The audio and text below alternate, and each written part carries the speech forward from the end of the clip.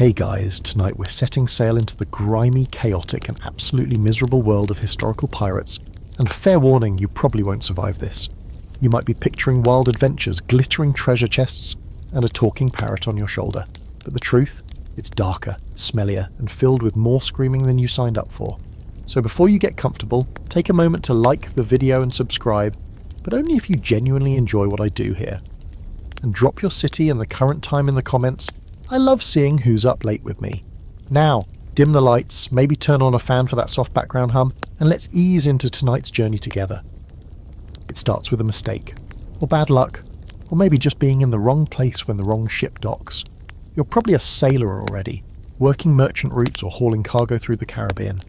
Life isn't good, but at least you've got a rhythm. But then, a shadow appears on the horizon. A black flag, or maybe just a ship that looks like it's barely holding together but still moves like it's possessed. You don't get a chance to panic before cannon fire slams into your hull. Splinters fly like razors. Your captain's sheen screams, and then they board. Pirates aren't gentle. They scream curses, wave rusty cutlasses, and fire pistols that smell like burning metal and gunpowder. You don't fight back. Most don't. You drop your knife, raise your hands, and hope. Maybe they'll let you live. Maybe you'll get lucky. But lucky means something different out here. The luckiest get press-ganged, dragged onto the pirate ship, shoved below decks, and told their crew now, say goodbye to your old life. You've just been forcibly recruited into one of the most brutal jobs on Earth. They strip you of your clothes. Those belong to the pirates now. You're handed a crusty shirt, some pants that barely fit, and a pair of boots that squish when you walk. You're now part of the crew, which mostly means scrubbing decks, taking orders, and never questioning the guy with the biggest hat. Some men beg to join, hoping for gold and freedom. You didn't get that choice. You're still shaking from the attack when someone smacks you on the back and calls you green meat. It's not a compliment. Your first night aboard is miserable. The ship rocks endlessly like it's trying to fling you into the sea. You sleep on a damp board in a room that smells like mouldy bread and sweat. Someone near you is snoring so loud you think they might be dying. You're hungry, but you can't find the kitchen, because there isn't one. Just a guy called Cookie. Cookie, who boils random animal bits into something that smells like defeat. You're starting to realise this isn't an adventure. It's a trap. Historically, many pirates were forced into service this way, pressed into piracy after their ship was taken. A famous example is Captain Kidd's crew, many of whom claimed they were forced to join. Once aboard, refusing to participate wasn't much of an option. Saying no often meant being tossed overboard, or worse, and there was no polite resignation letter. The pirate life was for life, or until something sharper ended it. The pirate ship has its own rules, of course. Once you're officially in, you're expected to pull your weight, or else. There's no room for slackers or complainers. That one guy who moans too much, he's tied to the mast and whipped until his back looks like lasagna. You keep your mouth shut and your head down. You learn fast, or you suffer. And then there's the weird part. Despite the violence and chaos, pirate crews had a twisted sense of fairness. There was something called the Articles of Agreement, a kind of pirate constitution. Everyone got a share of plunder. Decisions were often made democratically. The captain could be voted out. It was like the worst job ever combined with bizarre workplace equity. Except your co-workers smell like dead fish and solve disputes with daggers. But don't get too hopeful. That share they promised you? It comes with a catch. You don't get anything until the next successful raid, and no one's promising when that will be. For now, you're just a body helping the ship limp through hostile waters, and trust me, those waters are full of things that want to kill you. Hurricanes, naval ships, other pirates. Even your own ship seems determined to fall apart beneath your feet. There's a saying aboard, the sea takes what it wants. The guy who teaches it to you is missing 2 fingers and has a tooth that whistles when he talks. You ask what happened to his fingers. Bad captain, he says, and leaves it at that. Not everything about pirate recruitment is completely agreed upon. Historians still debate just how common press-ganging was. Some believe most pirates joined voluntarily, driven by desperation or enticed by the promise of freedom and loot. Others argue it was more often coercion, especially in the golden age of piracy, when men had fewer options and navies treated their crews like livestock. But in your case, voluntary it was not. You spend your days mopping, climbing, hauling ropes and pretending you're not crying. You're hungry all the time. Someone coughs blood near your hammock. The ship rocks endlessly, and you start to dream of dry land. Not even a beach, just solid ground that doesn't sway like a drunk man. You catch yourself staring at the horizon, wondering what would happen if you just jumped. It's a dangerous thought, but it won't be your last, because this is just the beginning. You're officially a pirate now, and if you think it's going to get better from here, oh, you sweet, naive little landlubber. There's a moment, maybe a few days in, where it finally hits you. You're never going home. Not really. Not to your town, your family, your bed with an actual mattress. That's gone. Whatever vague notion of escape you had is evaporating fast. You're miles from any coast, surrounded by criminals and living in a drifting coffin. The pirate ship is your new universe now, and everything you once knew is as distant as the moon. The thing is, you hadn't realised just how attached you were to land. You miss the weirdest stuff, like walking in a straight line.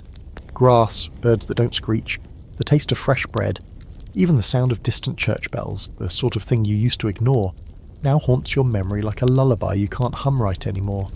The ship rocks constantly, and your legs never quite adjust. You stumble into walls, trip over ropes, and at least once a day you swear the floor is moving just to mess with you. Spoiler, it is. You find out quickly that privacy is a myth. Everyone's packed together below deck, breathing the same sour air, sleeping shoulder to shoulder on creaky boards or hammocks that reek of mildew. Conversations are always happening. Arguments, groans, muttered threats, dreams yelled mid-sleep. You've never heard so much snoring in your life. And the air? It smells like old cheese left in the sun, with a whisper of wet dog and a bold splash of sewage. If hell has a scent, it probably took notes from a pirate ship. You try to make friends, or at least avoid enemies. There's Peg-Eye Joe, who lost his eye in a bar brawl but insists it was a duel with a Spanish assassin. There's Knuckles, a hulking brute who collects other people's teeth. You don't ask why. And there's a guy called Whisper, who's always smiling and never says a word. He creeps you out. But it turns out you're the weird one for not having a nickname yet. That'll come, usually after something humiliating. Mealtimes are, let's call them formative. The ship's stores include salted meat that's more bone than flesh, hardtack biscuits with bugs baked in, and something that might have been pickled cabbage before it died. There's also rum, lots of rum, not to celebrate but to numb. You learn fast that everyone drinks not for fun, but to cope. The rations are so foul you find yourself jealous of the rats. They look healthier than to most of the crew. Fresh water is rationed, and it tastes like rust and regret. Washing, don't make everyone laugh. You're not bathing out here unless you count the occasional rainstorm, and even then you have to fight 10 other guys for a decent soak. Your clothes haven't been dry since you got here. Your socks are a biological hazard. You start to itch in places you didn't know could itch. Welcome to the glamorous life of a seaborne outlaw. Here's a historical gem for you. Pirates actually had some of the strictest codes when it came to sharing supplies. Despite their reputations, many crews kept careful inventory and were ferocious about rationing. Wasting water could get you flogged. Stealing food, death. On some ships you'd be marooned, left on a rock with a pistol and a single shot just in case starvation got boring. So no, it's not a buffet of rum and roasted pigs. It's more like the world's most dysfunctional summer camp run by angry drunks with knives. And then there's the chores. Everyone pulls their weight. That includes cleaning the deck with sand and seawater, patching sails while balancing on swaying masts, and scrubbing out the bilge, the lowest part of the ship where all the liquid waste settles. It's as pleasant as it sounds. You spend hours down there in knee-deep muck, scooping out sludge that smells like rotten despair. One guy down there with you says he saw a crab with 3 eyes. You don't know whether to believe him or to cry. Despite all this, you start to understand something strange. The ship is a world. A terrible one, but still, a system. Everyone has a job, a rank, a place. The captain barks orders and gets the best food. The quartermaster handles disputes and hands out punishment. The rest of the crew follows Hose and tries not to die. There's rhythm to it. A dark, sweaty rhythm that starts to worm its way into your bones. But you can't shake the loneliness. Out here, time is slippery. Days blend into nights, and you sometimes forget what month it is. There's no calendar, no real routine, just endless ocean and a horizon that refuses to come any closer. You start counting the stars at night, naming them in your head. You talk to the sea sometimes, out loud, just to hear your own voice. If the sea talks back, well, let's hope that's just sleep deprivation. Scholars still argue over whether pirates truly felt freedom the way modern minds romanticize it. Some claim the open sea gave them liberty, unlike anything the mainland offered. No kings, no taxes, no rules but their own. Others point out that being hunted by every navy in the world, stuck on a disease-ridden vessel with sociopaths, isn't exactly liberating. But to the average press-ganged sailor like you, freedom feels a lot like imprisonment, just with more screaming and fewer walls. One of the strangest facts about pirate life? Many pirates actually missed life on land not for family or peace, but for the simple comfort of being bored. Out here, you're either terrified, exhausted, or sore. Sometimes all three. You dream about boredom now, about a day with nothing to do but sit. That would feel like heaven.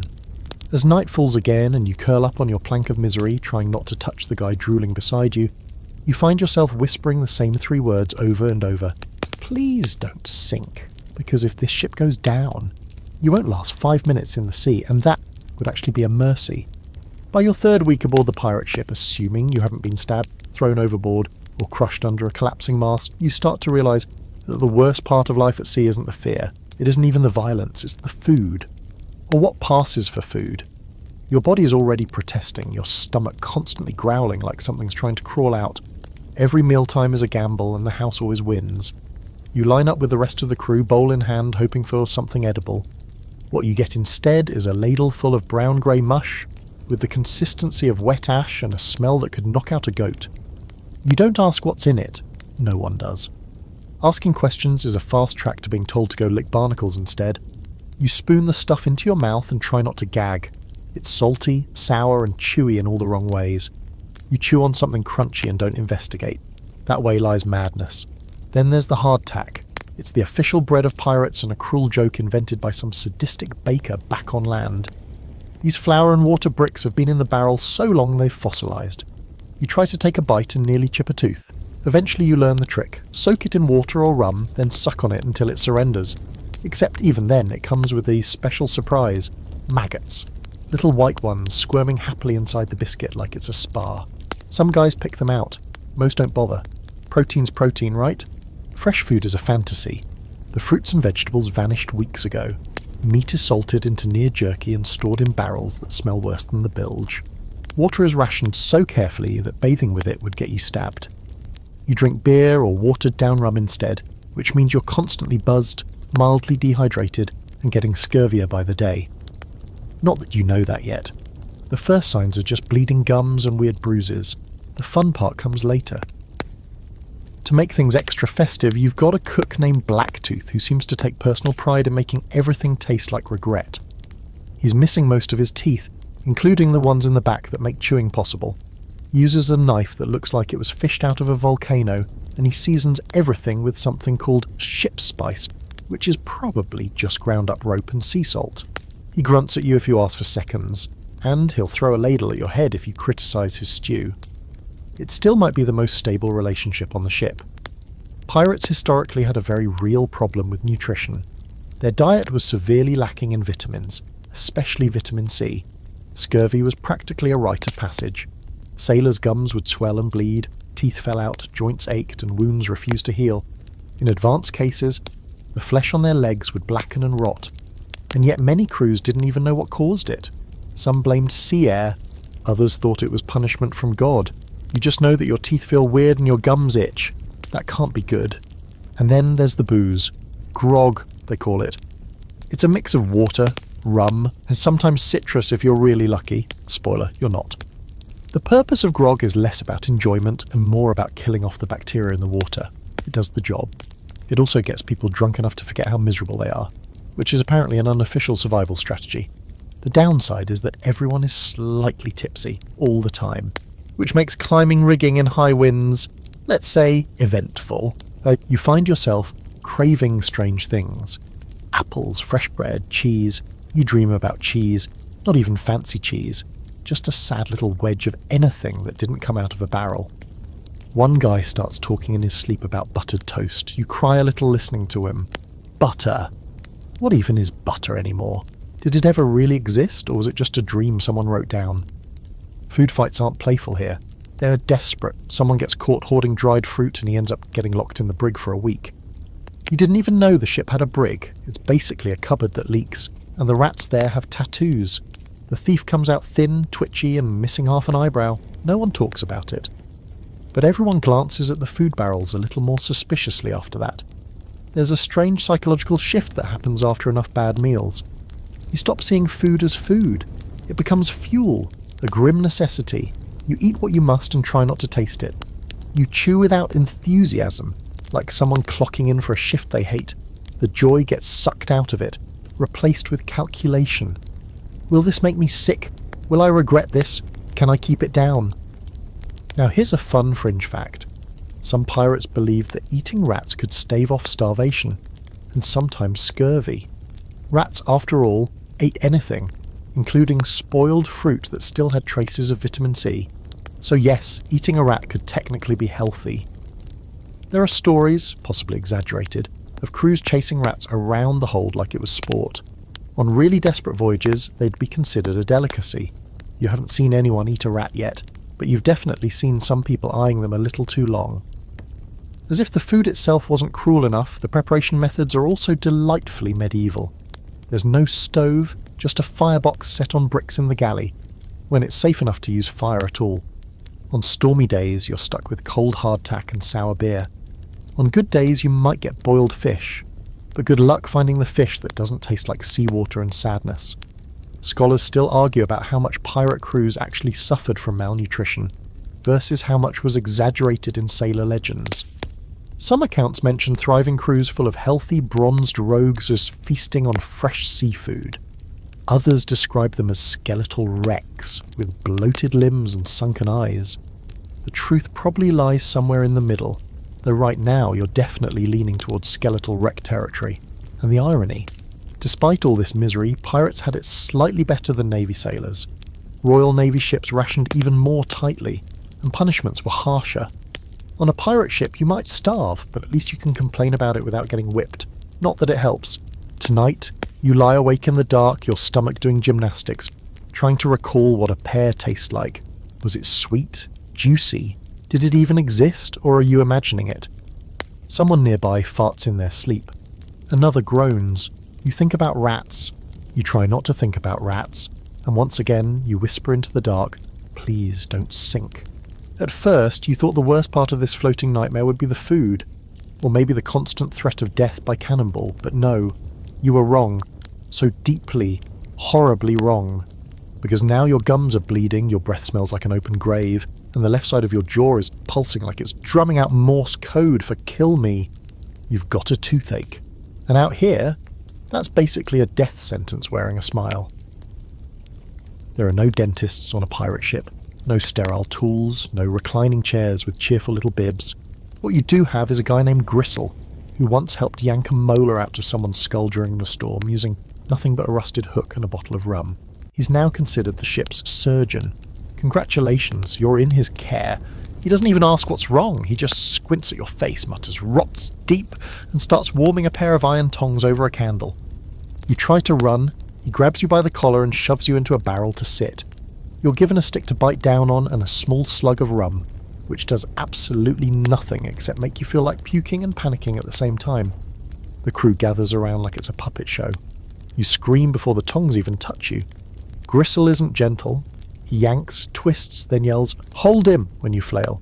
There's a crunch, a pop, and then pain so white-hot it feels like lightning got lodged in your skull. Tooth problems were absurdly common at sea. All that hardtack and no real hygiene meant pirates' mouths were rotting disasters. Cavities festered, gums swelled, infections spread. There are journals from the time describing black mouths and jawworms, which sound made up but sadly aren't. The standard solution? Yank it out and hope for the best.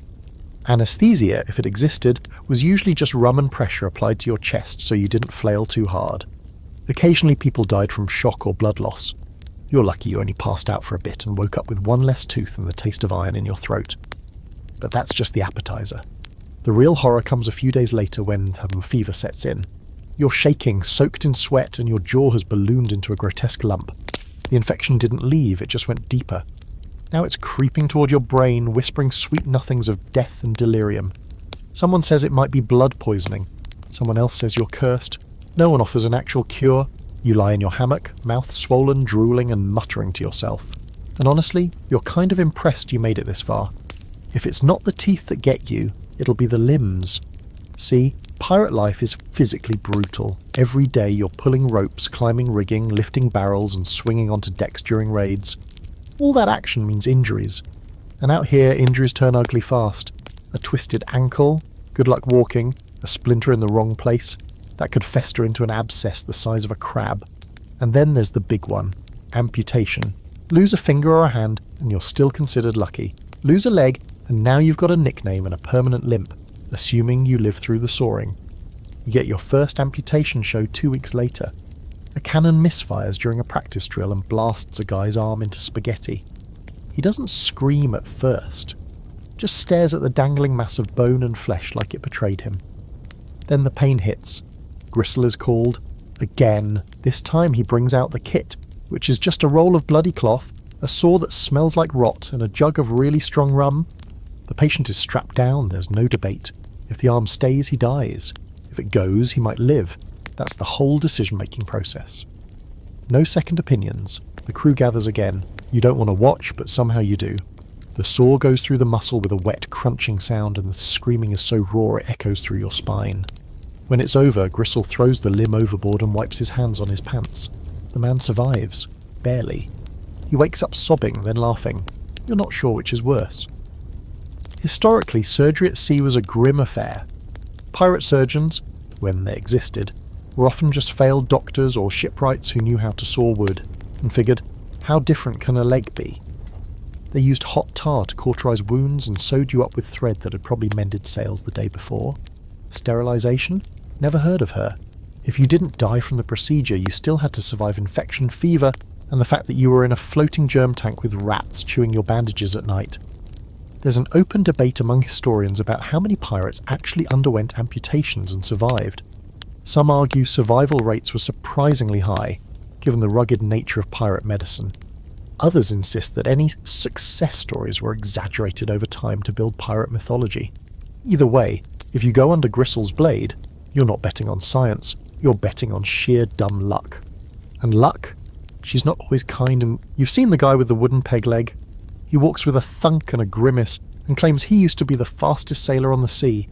Now he spends most days polishing his leg with whale oil and telling anyone who'll listen how he once kicked a man off a plank. With the good leg, mind you. He's one of the few who laughs about it. The others, they stay quiet, like the sea took more than just flesh. You start brushing your teeth with a bit of rag and rum just in case. You pray you never get a splinter. You avoid Gristle like he's a ghost. You check your limbs every morning like they're inventory. Everything still attached? Good, you made it another day. Tonight, as the ship groans and the sea slaps against the hull like an angry dog, you lie awake again, staring into the dark, listening. To someone 3 hammocks over, cough like they're dying. And you think, this can't possibly get worse. You're wrong, of course. You thought pirates were lawless, wild, unhinged. And okay, some of them absolutely are. But here's the twist. Pirate ships have rules. Lots of them. More than you'd expect from a bunch of guys who can't spell authority without stabbing someone halfway through the word. They call it the Code, and you better learn it fast, because ignorance isn't an excuse when the punishment involves whips, knives, or a nice, lonely island where you can die of exposure and regret. The Code isn't written on fine parchment. It's not even nailed to the mast. It lives in memory and teeth-clenched whispers passed down like ghost stories with the blood at the margins. The first time you hear it, it's from the quartermaster, a scarred man with a voice like gravel and a nose that's seen too many arguments. He calls you and a few other recruits to the deck and runs through the basics like a schoolteacher who has already accepted your failure. Rule 1. Equal shares. Not exactly what you expected from a group of self-serving criminals, but pirates hate unfair captains more than they hate the Navy. When they take a prize, gold, food, weapons, whatever, it gets divided according to rank, but even the lowest deckhand gets something. No more of that you get paid in glory nonsense like back on merchant ships. Out here, everyone wants a cut, and God help you if you try to cheat. Rule 2, keep your gear in check. That includes weapons, clothes, and anything the crew depends on. Lose your pistol in a raid? That's 10 lashes. Let your powder get wet. 20. Forget to clean your musket. You might get tossed overboard just to think about it. The crew doesn't tolerate mistakes, because mistakes out here cost lives and loot. Rule 3, fight fair among yourselves at least. Disputes are settled by duel or vote depending on how much blood anyone's willing to spill. Some arguments get resolved with fists at dawn, others involve knives, a circle of chanting drunk men, and someone walking away with fewer fingers than they started with. The important thing is that once it's done, it's done. Carrying a grudge longer than a few days is suspicious, and suspicious people get watched. Watched people get eliminated. The code goes on. Lights out at sunset unless it's a special occasion. No gambling during a storm, no smuggling personal treasure aboard, and definitely, absolutely no sneaking into someone else's hammock, romantic or otherwise. That last one is especially enforced, and the crew seems unusually passionate about it. You suspect someone had a very bad experience involving a love triangle and a cannon fuse. Now here's the weird part, these rules, they kind of make sense. Pirate crews couldn't rely on the law, so they made their own. And unlike most naval officers, captains on pirate ships could be voted out. If the crew lost confidence, they held a vote and picked someone new, usually the guy who looks scariest with his shirt off. It's rough, but weirdly democratic. Historically, this system wasn't fantasy.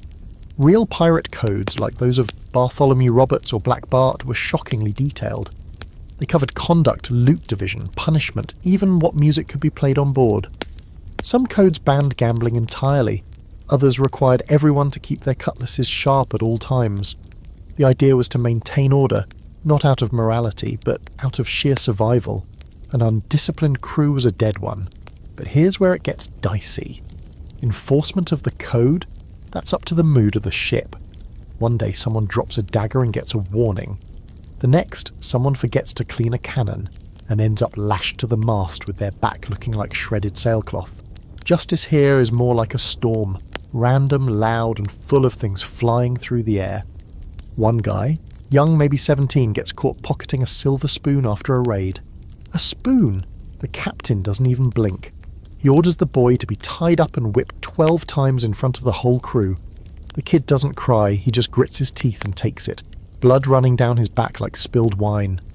Afterward, he's untied and given a piece of cloth to bite on. Don't do it again, someone says, like that's going to help. You don't sleep well that night. Punishments vary wildly, the lash is common. Flogging leaves scars that never fade and sometimes kills, but there are worse fates. Marooning, a kind of pirate exile, is a favourite for traitors or major screw-ups.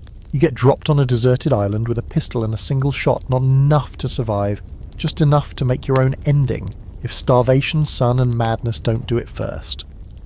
And then there's keel hauling. You'd heard of it in drunken rumours, but figured it couldn't be real. It is. A rope tied around your chest and feet. You're thrown into the water and dragged under the ship's hull. Barnacles rip skin, water fills your lungs. If you come up at all, it's as a screaming, shredded version of yourself. If you don't, well, you become one with the sea. Luckily it's rare. Even pirates think it's a bit much. Some historians debate whether these punishments were as frequent as the legends say. Keel hauling, for instance, might have been more of a naval thing than a pirate tradition, and marooning, while well documented, may have happened less often than the stories suggest. What's certain is that pirate crews enforced their codes fiercely, partly for control, partly out of paranoia. Trust was everything, and once it cracked, the consequences were brutal. One of the more fringe details you learn is about articles' tattoos. Some pirates actually had parts of the code inked onto their bodies, especially the rules about shares and fairness. It wasn't just for show. If someone died in battle, their tattooed rules could help settle disputes over loot, or at least give someone something to read while looting the corpse. You don't have any tattoos yet, but you're starting to think maybe one wouldn't hurt. Just something small. Maybe, don't steal spoons! Oddly enough, the longer you live under the code, the more it warps your sense of justice. You start seeing things less like right or wrong, and more like smart or stupid. Morality gets blurry. Survival, on the other hand, sharpens like a knife. You do what keeps you breathing and hope your name never gets called when punishment rolls around. Tonight you hear whispers about a man planning to jump ship, not during a raid, just in the middle of the night, when he thinks no one's watching. He's sick of the code, sick of the food, sick of the noise. You don't know if he'll do it, but you lie awake anyway, wondering what happens if he does. Would they chase him down? Would they shoot him as he swam? Or worse, would they let him go and pretend he never existed? Either way, you're starting to realise, out here, freedom is just another word for following very specific rules or dying horribly. And tomorrow, there will be more rules to learn, and more people failing to follow them. You wake up to screaming. Not panicked, not terrified, more like two drunks arguing about whose turn it is to shovel filth out of the bilge. It's still dark, probably just before dawn, and the air below deck is thick with sweat, old grog, and the unmistakable sour tang of unwashed bodies.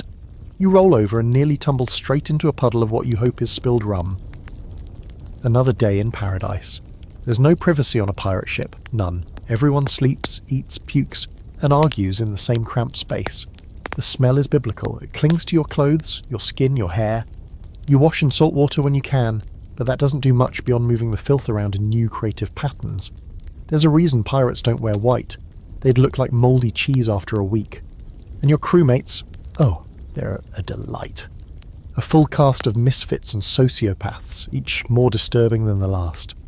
There's Rat-Faced Pete, who keeps dead seagulls in a crate for luck. There's Sissy Jack, who talks to his belt like it's a person. And there's Old Brody, who once pulled out his own tooth with a hook and now keeps it on a string around his neck like a trophy. You avoid them when you can, but there's nowhere to hide on this floating coffin. Eventually someone will corner you and start rambling about sea monsters, or how the moon is plotting against them. These aren't movie pirates. They don't sing sea shanties with perfect harmonies. They wheeze, they bicker. They cough blood and argue over dice games made up on the spot. Many of them are criminals who are too awful even for land. Murderers, deserters and drunks who got kicked off other ships. And now they're your co-workers. Your very armed, very unstable co-workers. One night you hear a thud in the dark. A fight over a missing knife. Someone ends up with a broken nose. The next morning it's like nothing happened. Except the blood's still on the floor and one guy's now missing half an eyebrow. Conflict is constant. Fights break out over stolen rations, cheating at cards, someone snoring too loud. You learn to sleep with your boots on and your knife under your hammock. Not that it would help much. Historically, pirate crews were a mixed bag of humanity's worst impulses. You would get ex-Navy men, escaped slaves, failed farmers, and thieves from every continent. Ships like Blackbeard's Queen Anne's Revenge were said to be floating Tower of Babels, with up to a dozen nationalities crammed into one rotting hull. Communication was mostly shouting and gestures, with a bit of shared profanity thrown in. If someone didn't like you, they didn't bother with gossip, they just made sure you slipped on the wet deck during the next storm. Yet somehow, despite all the madness, the crew functions. They sail the ship, they prepare for raids, they haul supplies, load cannons, and keep the ship moving. It's not order, it's survival instinct. Everyone knows that if the crew collapses, the ship sinks, so the rage and chaos get channeled into a strange sort of rhythm. You grow used to the screaming, the sudden bursts of violence, and the silent, grim camaraderie that follows. You may not like each other, but you all want to stay alive, barely. Here's something extra weird. Some pirates actually preferred life at sea because of this chaos. They liked that nobody asked about your past, that you could be a nobody one day, and the guy leading a raid the next. If you were tough, ruthless and loud, you earned respect, regardless of where you came from. There were even cases of black and indigenous pirates being treated as equals, at least more equally than on any land-bound society at the time. Not out of kindness, mind you, but practicality. Everyone pulls rope the same way when you're trying not to die. Still, there's a fringe belief among some sailors that the ship chooses who stays, that it eats the weak and keeps the wicked. A man who can't hold his liquor, who pukes at the sight of blood, who cries during storms. He's not long for this world.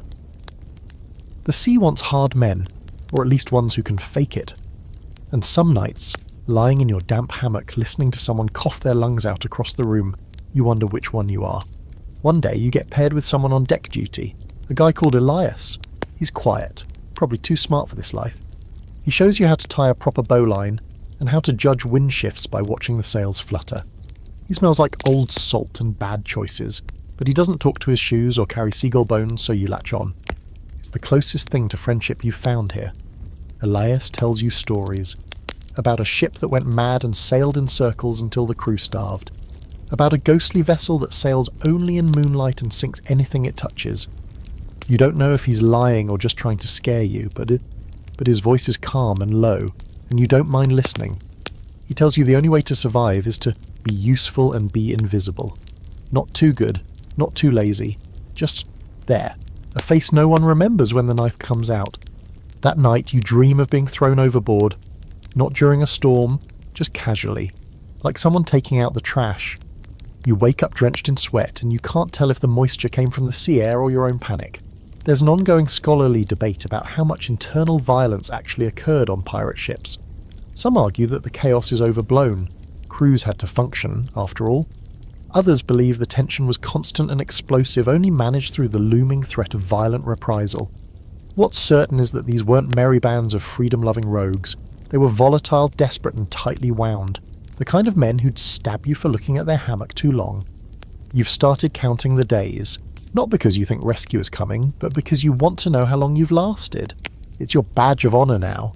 Another day survived in this floating cage of screaming, coughing and threats muttered through broken teeth. You've gone from hopeful to hardened, from passenger to prisoner to something else. And somewhere deep in your bones, a question forms. You whisper it at night, when you're sure no one can hear. Am I one of them now? You barely sleep anymore. Not because the ship is loud, though it is, or because your hammock smells like a goat died in it, though it does. It's the night watch. Everyone's got to take a turn, and your turn comes more often than you'd like. You learn pretty quickly that night on a pirate ship isn't peaceful or quiet. It's teeth-gritting, nerve-grinding, eyes straining in the dark paranoia. It's you and a flickering lantern surrounded by the kind of blackness that makes you doubt your own shape. You're posted near the aft deck with a musket that might fire if you beg it. The lantern beside you swings with the rhythm of the waves, casting warped shadows across the rigging. The ship creaks and groans, a symphony of wood protesting its own existence. And then there's the sea itself, lapping, slapping, whispering against the hull.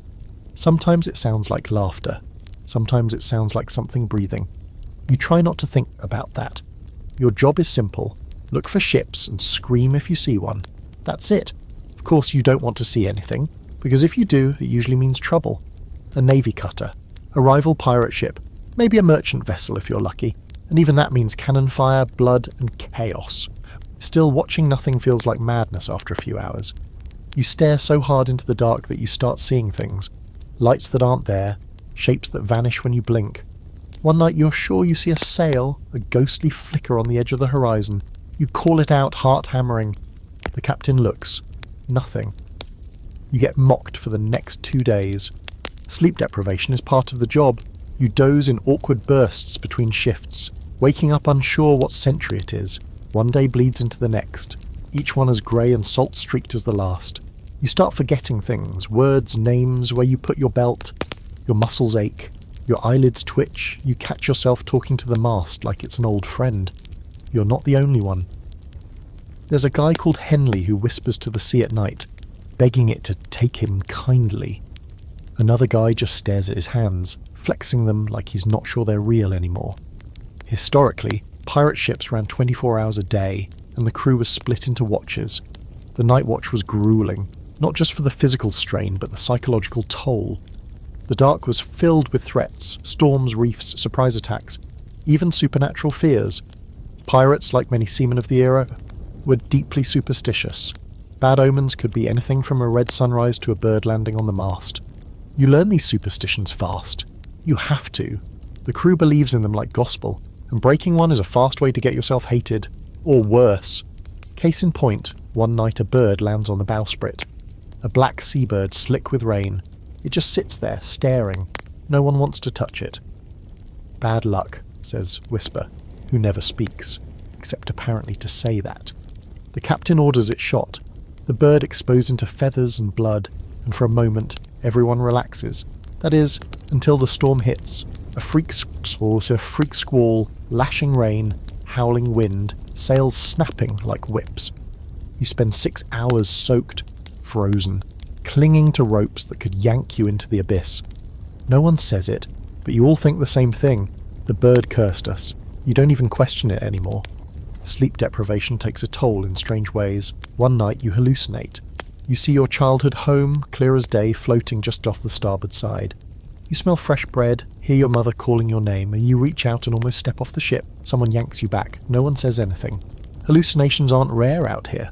They're just not talked about. A few of the older pirates admit they've seen mermaids. Not the pretty kind. These ones have bloated, dead faces and nails like fish hooks. One swears he kissed one once. He has no lips now.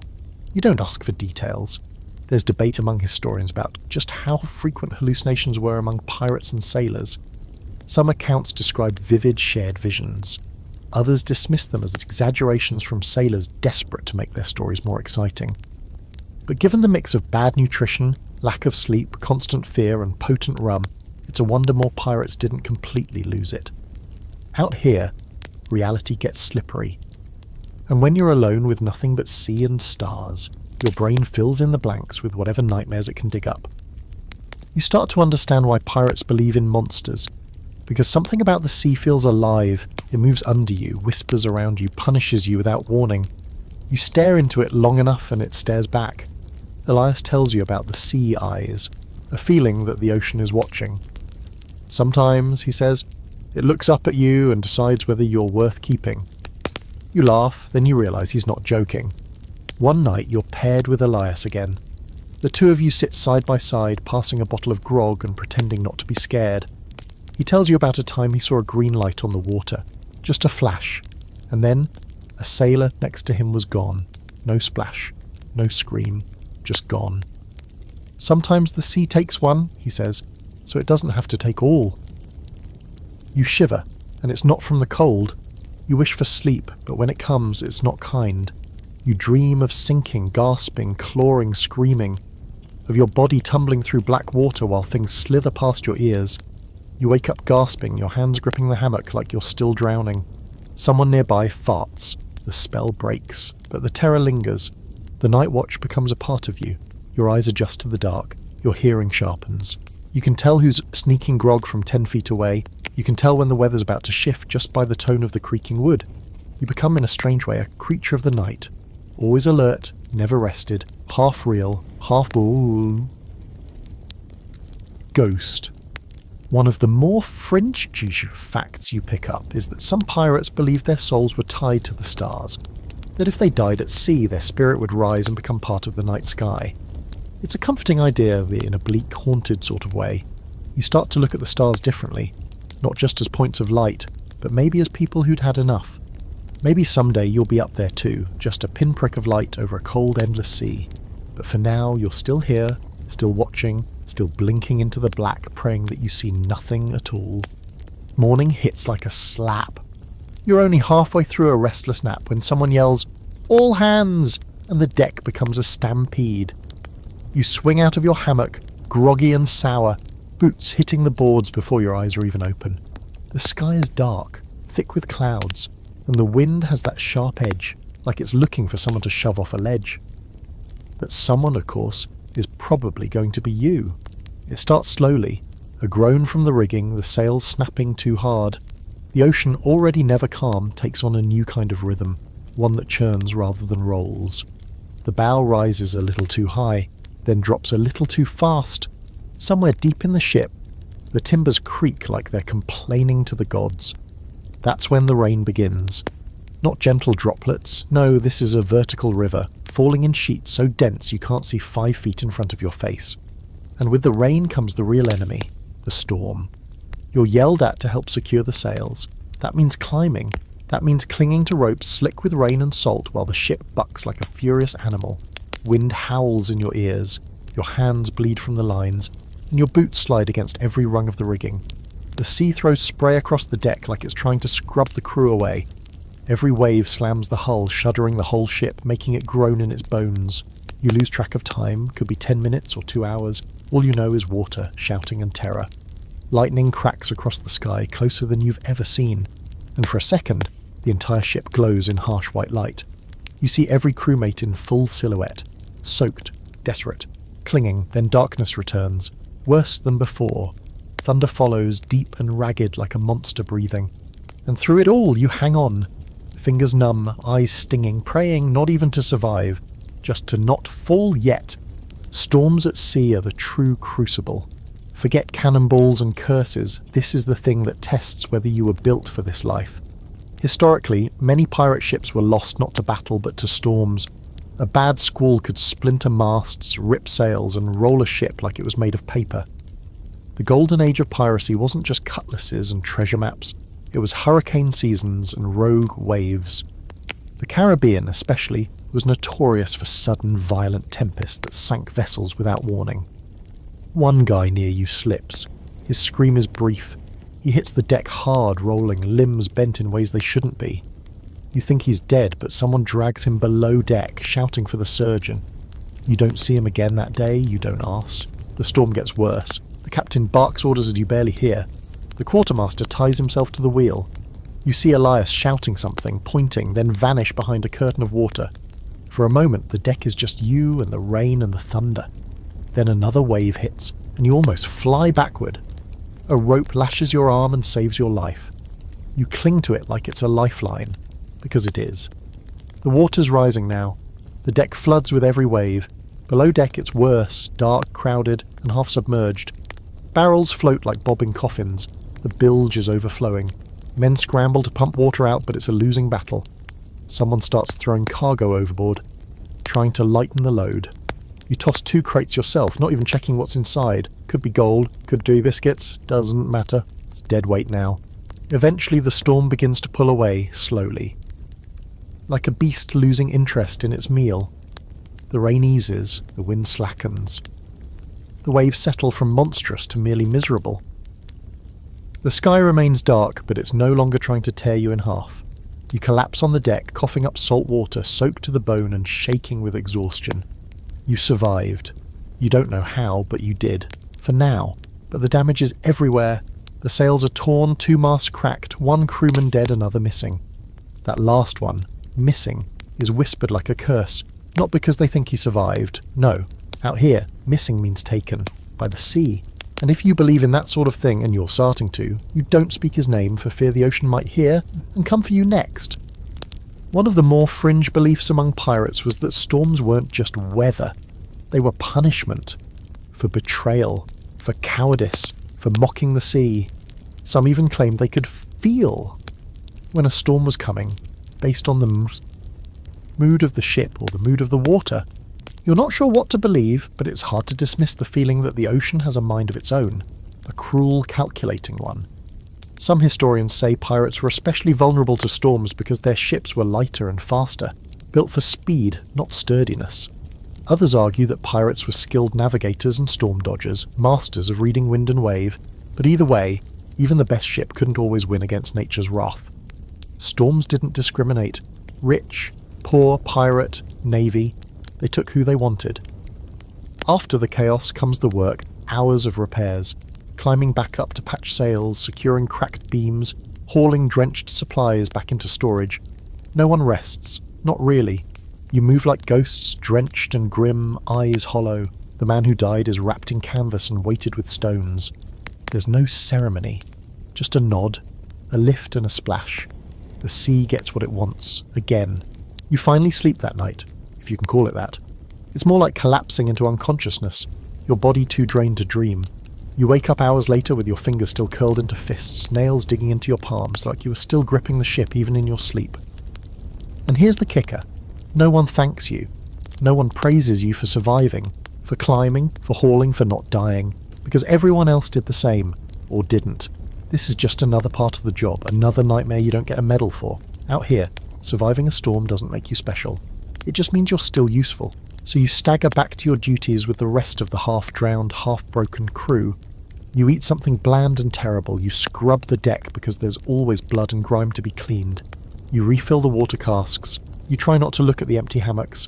And as the wind picks up again and the horizon starts to ripple in that particular way, you catch yourself whispering a new kind of prayer. Not today, not again, please, not again. You don't really notice it at first. Your nose adjusts so fast you almost forget what clean air ever felt like. But then the ship docks near a port, just briefly, and someone opens a cask of actual oranges, and suddenly your whole body remembers what normal smells like. The citrus stabs you in the face like a memory, and that's when it hits you. You stink. Everyone stinks. The ship stinks. Everything on this floating hunk of death reeks in a way that feels permanent. It's not just the sweat, or the mildew, or the fact that no one's bathed in weeks except during rainstorms when they strip off their shirts and laugh like madmen. It's deeper than that. The ship smells like 1,000 sins baking in the sun.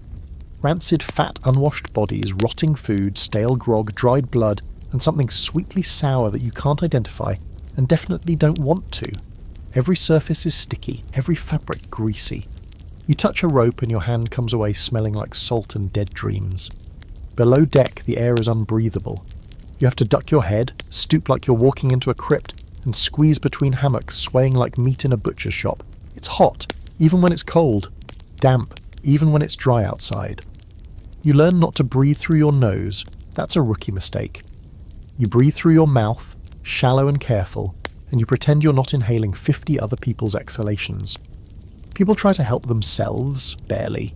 Some chew cloves if they can steal them. Others wipe their pits with rags soaked in vinegar, which honestly smells worse than sweat. There's one guy, bless him, who found a crushed flower petal on shore sleeve and now tucks it behind his ear like he's some kind of perfume merchant. He still smells like a corpse marinated in rum. But hey, points for effort. You've stopped noticing your own stench. That's the worst part. You can't tell if your socks smell like mildew or just sadness. You sleep in the same clothes you worked in, bled in, threw up in. You can't even be sure what colour your shirt used to be. Yellow? White? It's grey now, stained with everything the sea has to offer. Your boots are permanently damp. You don't even want to think about what's growing in them.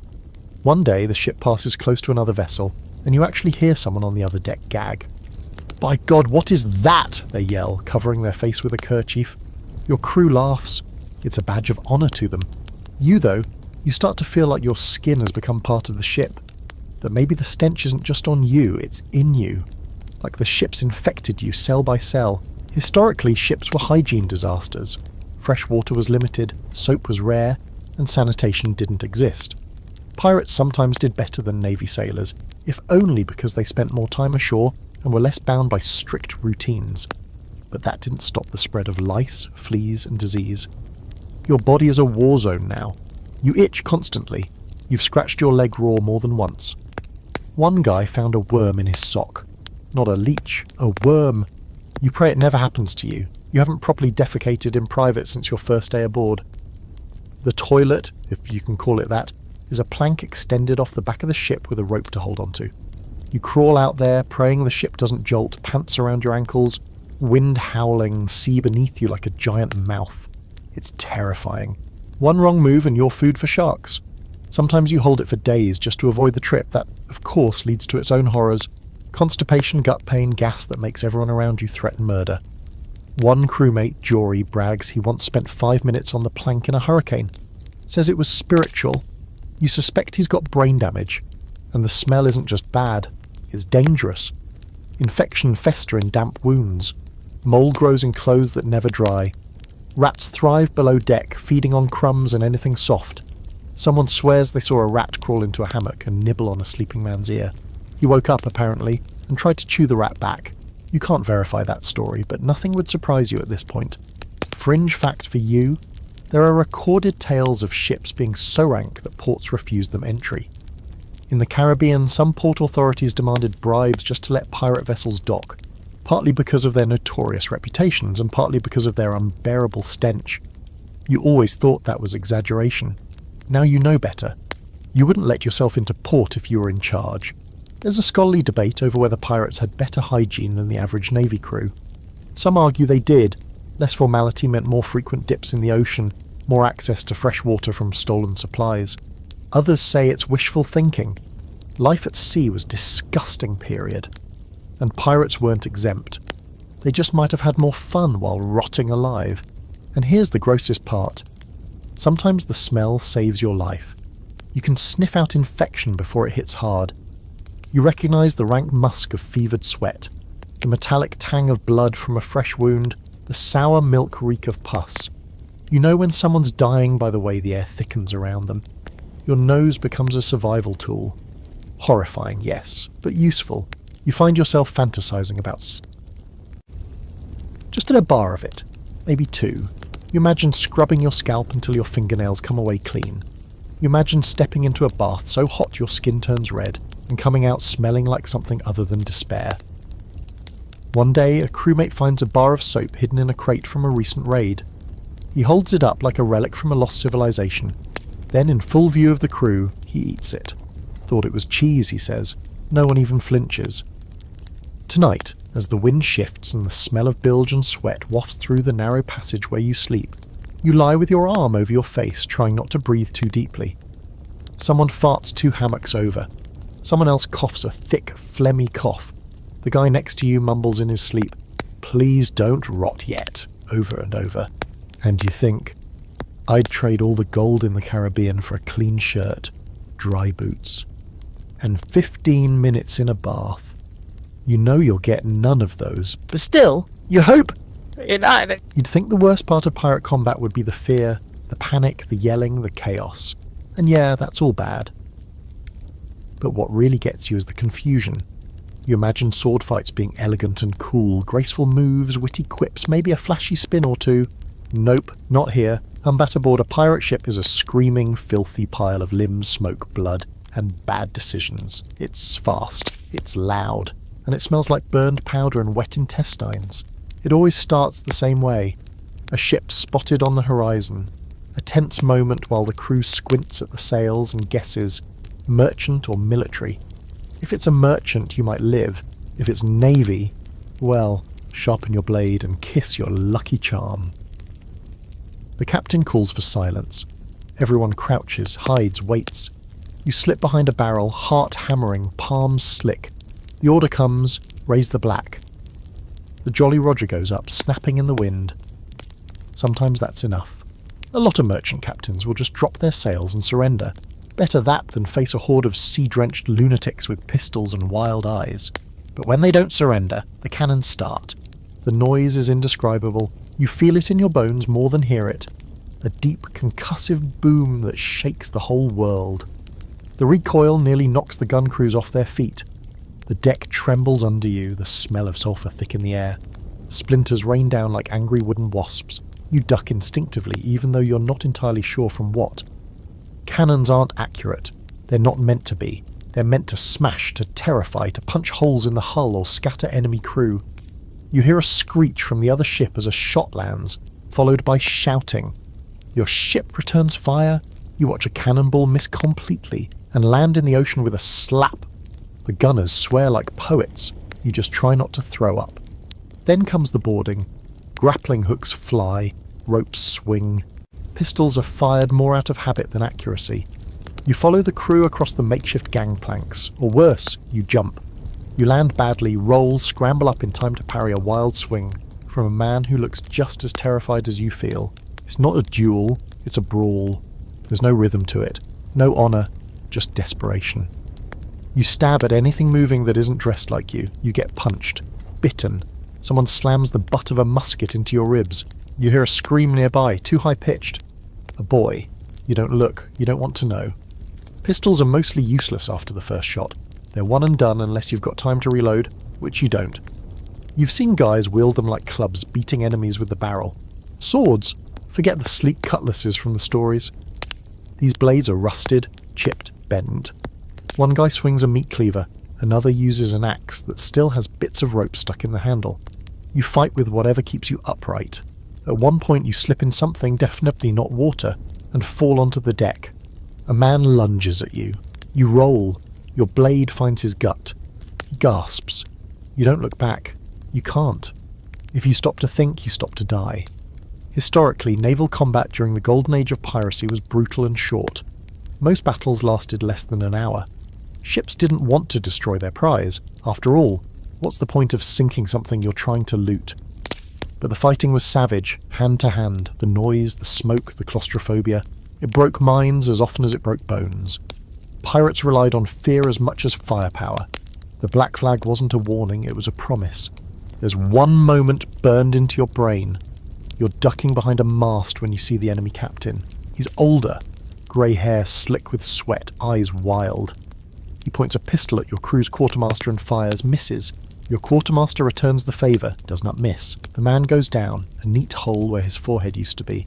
No drama, just collapse. You don't even hear the thud over the din. Eventually the fighting slows, one side breaks. This time you win.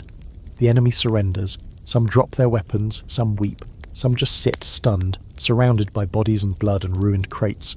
Your crew cheers, but it's half-hearted. Too many bruises, too much mess. Victory doesn't taste like glory, it tastes like copper and vomit and smoke. And now comes the worst part, the looting. You help carry crates, sugar, rum, and maybe some gold if you're lucky. More often it's spices or tobacco or cloth. The injured are dragged aside, the dead are tossed unceremoniously into the sea. There's no time for mourning, no energy. You find yourself stepping over the corpses without blinking. There's a crew vote, what to do with the prisoners. Sometimes they're offered a choice, join or be set adrift. Sometimes they're just left. You don't ask questions anymore, you just do your job. Here's a quirky historical detail. Pirates often tried to avoid full-blown combat if they could. It was expensive, risky. Many relied on sheer intimidation, the flag, the rumours, the reputation. Blackbeard of Barsas himself would tie lit fuses into his beard to look like a demon rising from the sea. But when intimidation failed, things got ugly fast. You've now seen firsthand what ugly means. There's still debate among historians about how common combat actually was. Some argue it was rare, that most pirate ships won their prizes without a fight. Others believe it happened often, especially when facing stubborn captains or miscommunication. Either way, you now know that a single battle can change everything. People disappear, ships limp away, broken, and even if you live, you're never quite the same. That night you sit on the deck, blood on your shirt, your hands shaking. Elias sits beside you, a long gash running down his arm. Neither of you speak. You just stare out at the sea. It looks so calm now, like it wasn't just a battlefield a few hours ago, like it hasn't swallowed men and ships for centuries without blinking. You can still smell the powder, still hear the ringing in your ears. You touch the hilt of your sword and realise your hands won't stop trembling. You survived your first real fight. You don't feel heroic, you feel hollow. The smell of powder hasn't faded when you're summoned to the main deck the next morning. Your arms still ache from looting, your ribs feel bruised from where someone rammed into you with a musket butt, and your stomach churns with leftover fear. But none of that matters. There's another ship on the horizon. The spyglass confirms it.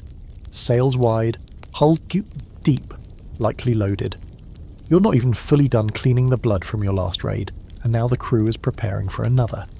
This is the rhythm of pirate life, feast or famine. Either you're floating through empty waters eating mouldy biscuits and playing dice for buttons, or you're chasing down ships like a pack of rabid wolves hoping that they're full of sugar, coin, or at least something edible.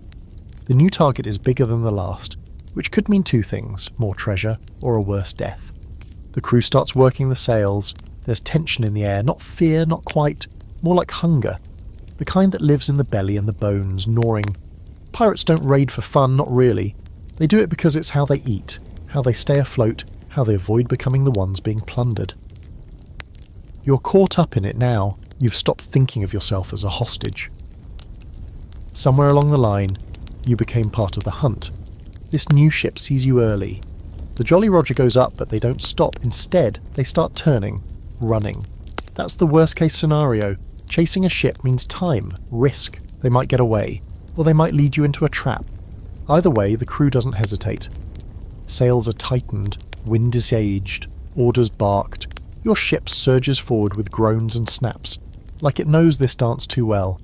The chase lasts hours, sun blazing, sweat pouring, every crew member pulling ropes, adjusting angles, navigating every gust like it's life or death. Which, fun fact, it is. You lean over the rail at one point, watching the sea whip past in streaks of white and blue.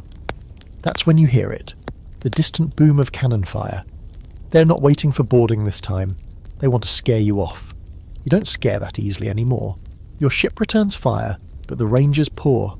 The cannonballs splash into the water, geysers of salt and noise. Eventually, the enemy gets close enough to see the whites of their eyes, panic-wide, darting. It's another merchant vessel, poorly armed, desperate, and this time they fight. The boarding is less chaos and more bloodbath. They know they're cornered. You know they've got cargo worth protecting. You lose count of the bodies, the screams, the brutal clang of iron. You're shoved, slashed, nearly thrown off the deck. You retaliate with the same ugly instinct that saved you last time, and when it's over, you're alive again, panting, numb, hands sticky with someone else's blood. The cargo hold of the merchant ship smells better than anything you've experienced in weeks. Spices, molasses, even a barrel of lemons. Honest to God, lemons. The crew cheers. It's not gold, but it's survival. It's enough to buy another few weeks of not starving, not mutinying. Your quartermaster smiles with his teeth, what's left of them, and mutters something about a good haul finally. You're too exhausted to smile back. Here's where it gets complicated. After a battle like this, the loot gets divided. Shares are calculated, the code followed. The captain gets a double portion. So does the quartermaster. Specialists, like the gunner, the carpenter, the surgeon, get slightly more than regular deckhands. And you get your first official cut. It's not much. A few coins, a flask of rum, half a tin of cinnamon. But it's yours. And you realise that for the first time you've earned something not through labour, not through accident, but through violence. Historically, the promise of shares was one of piracy's most attractive perks. Unlike navy ships, where you might work for years without pay, pirates split the spoils after every successful raid. It was risky, sure, but for many, especially the poor, desperate, or enslaved, it offered a taste of control, even if that control came with a sabre and the constant threat of death. You learn in the days that follow that the spoils of a raid are only part of the reward. There's also status. Survive enough fights, and people nod when you pass. They stop calling you new meat. They invite you to sit in the shade instead of making you swab the deck twice. Elias claps your shoulder and calls you a proper dog of the sea. You don't correct him. But the flip side of success? Complacency. The ship grows fat with loot. The crew grows loud with drink. Fights break out over stupid things. Whose hammock is whose? Who stole whose dried figs? You spot one man threatening another over a spoon. A spoon? The energy shifts from grateful to greedy, and you start hearing whispers. Not about enemies, but about each other. You catch wind of a plot. Maybe not serious, but loud enough to reach the captain's ears. A group thinking they deserve a larger cut. That the captain's holding back. You don't get involved, but you start sleeping with your blade a little closer. Because the worst fights on a pirate ship don't happen between enemies. They happen between brothers. This is the rotten core of piracy.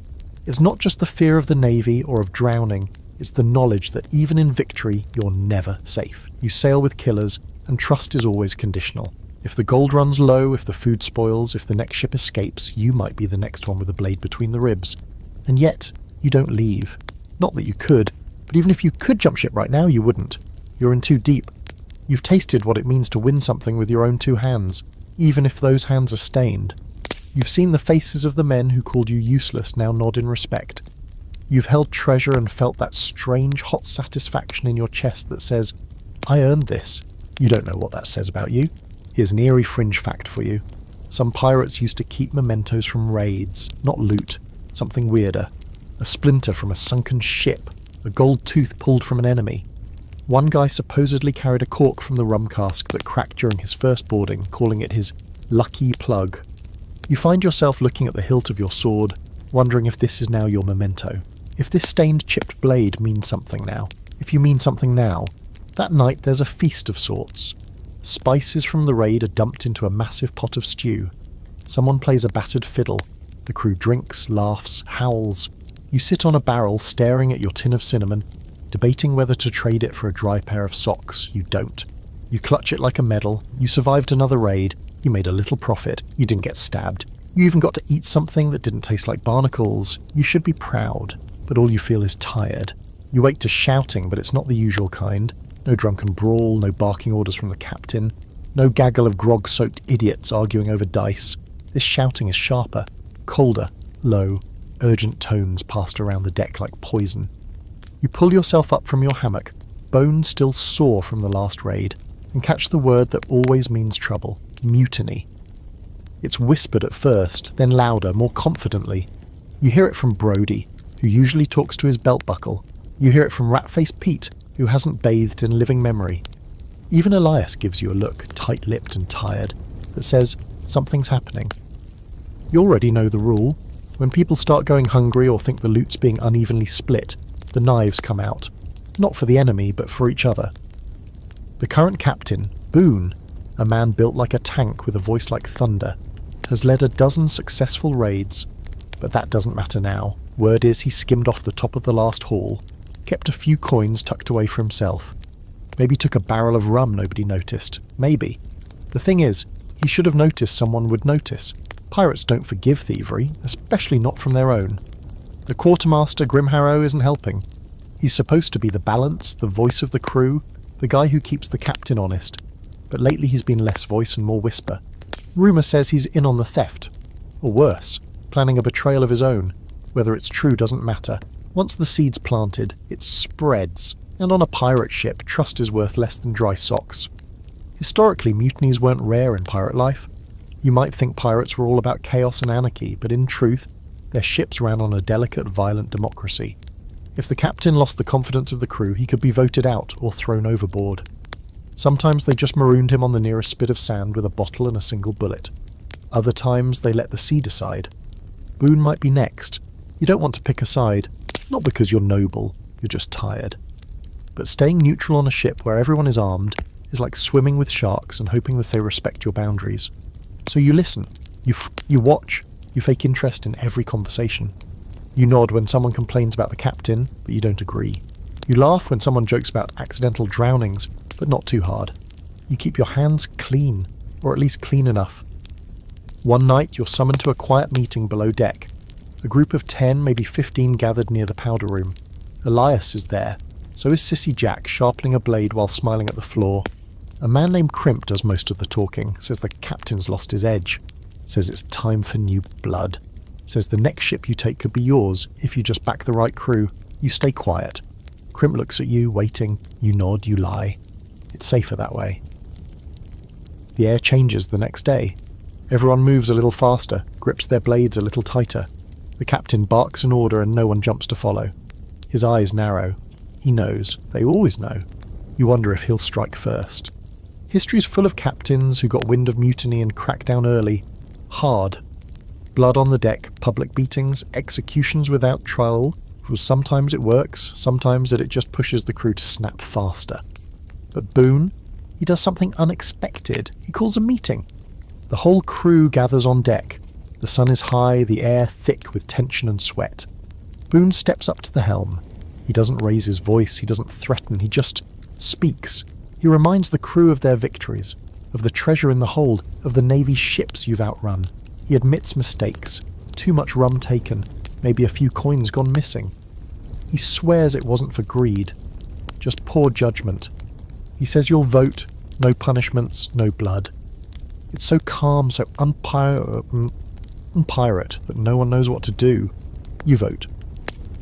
A scrap of cloth tossed into a barrel, black for keeping Boone, red for replacing him. You choose black, not because you like him, because you hate Crimp more. When the votes are counted, Boone wins, barely. Grimharrow smirks like he already knew. Crimp? He says nothing, just nods and walks away. But the next morning, Crimp's gone. Disappeared. No note, no witnesses, no splash in the night.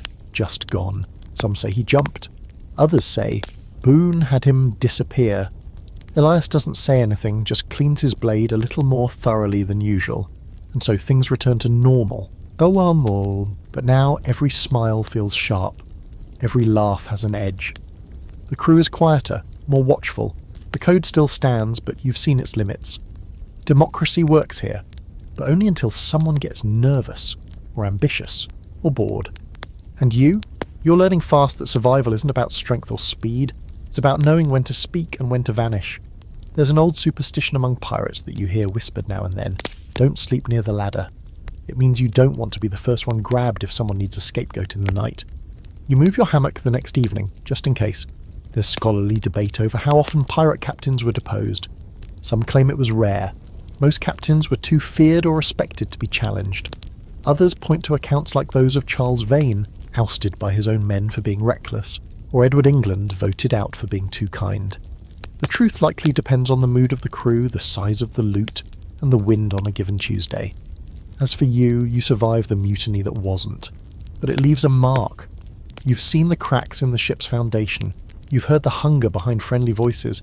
You know now that the scariest enemy isn't the Navy or a storm. It's the man who stands beside you, smiling while he counts how many steps it would take to throw you overboard. There's a saying on the ship now, half joke, half threat. You ain't a real pirate till your teeth fall out.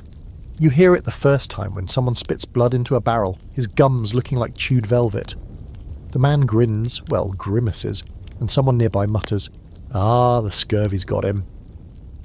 Everyone laughs, but it's that brittle, tight kind of laugh that people use when they're trying not to imagine the same thing happening to them.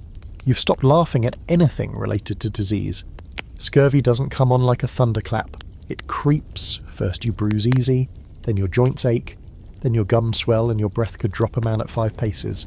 When your teeth start to wiggle, really wiggle, it's like your whole face is trying to fall off. You can't eat right. You can't sleep without biting your tongue. You mumble when you speak because everything inside your mouth feels like it's about to melt. You've seen men try to tie their loose teeth back in with string. You've seen men pull them out with their bare fingers. You do not want to join that club. The worst part, you know exactly why this is happening. Everyone does. You haven't seen a fruit since the lemon barrel ran out 2 raids ago. That tiny burst of citrus was heaven. Pure, acidic salvation. But it was gone in a week, and you're back to sucking salt and crunching biscuit beetles. The cook tried to pass off mouldy onions as a cure, but one guy almost choked to death when it squirted in his mouth like a rotted jellyfish. That was the last time anyone trusted the onion cure. Historically, scurvy was the bane of long voyages, especially in the age before vitamin C had a name. Pirates knew the signs, swollen gums, weakness, bleeding from places that shouldn't bleed, but they didn't always know the cure. Some guessed right with citrus or pickled vegetables. Others just hoped they'd raid a port before their bodies gave out. You're hoping someone finds a single blessed lime in a barrel of fish hooks. And then there's smallpox. Or maybe it's the pox, nobody's sure. One guy starts showing spots, then another, then another. Red bumps, fevers, shaking fits that make them gnash their teeth until the teeth snap off. They get isolated below deck, behind a row of barrels near the cargo hold. Someone sets up a ragged curtain, like that's going to fool the pox. The air down there starts to stink in a way even you haven't smelled before, and you've smelled things that would make a vulture cry. One by one, the sick stop moving. They get quiet. No screaming, no twitching, just still.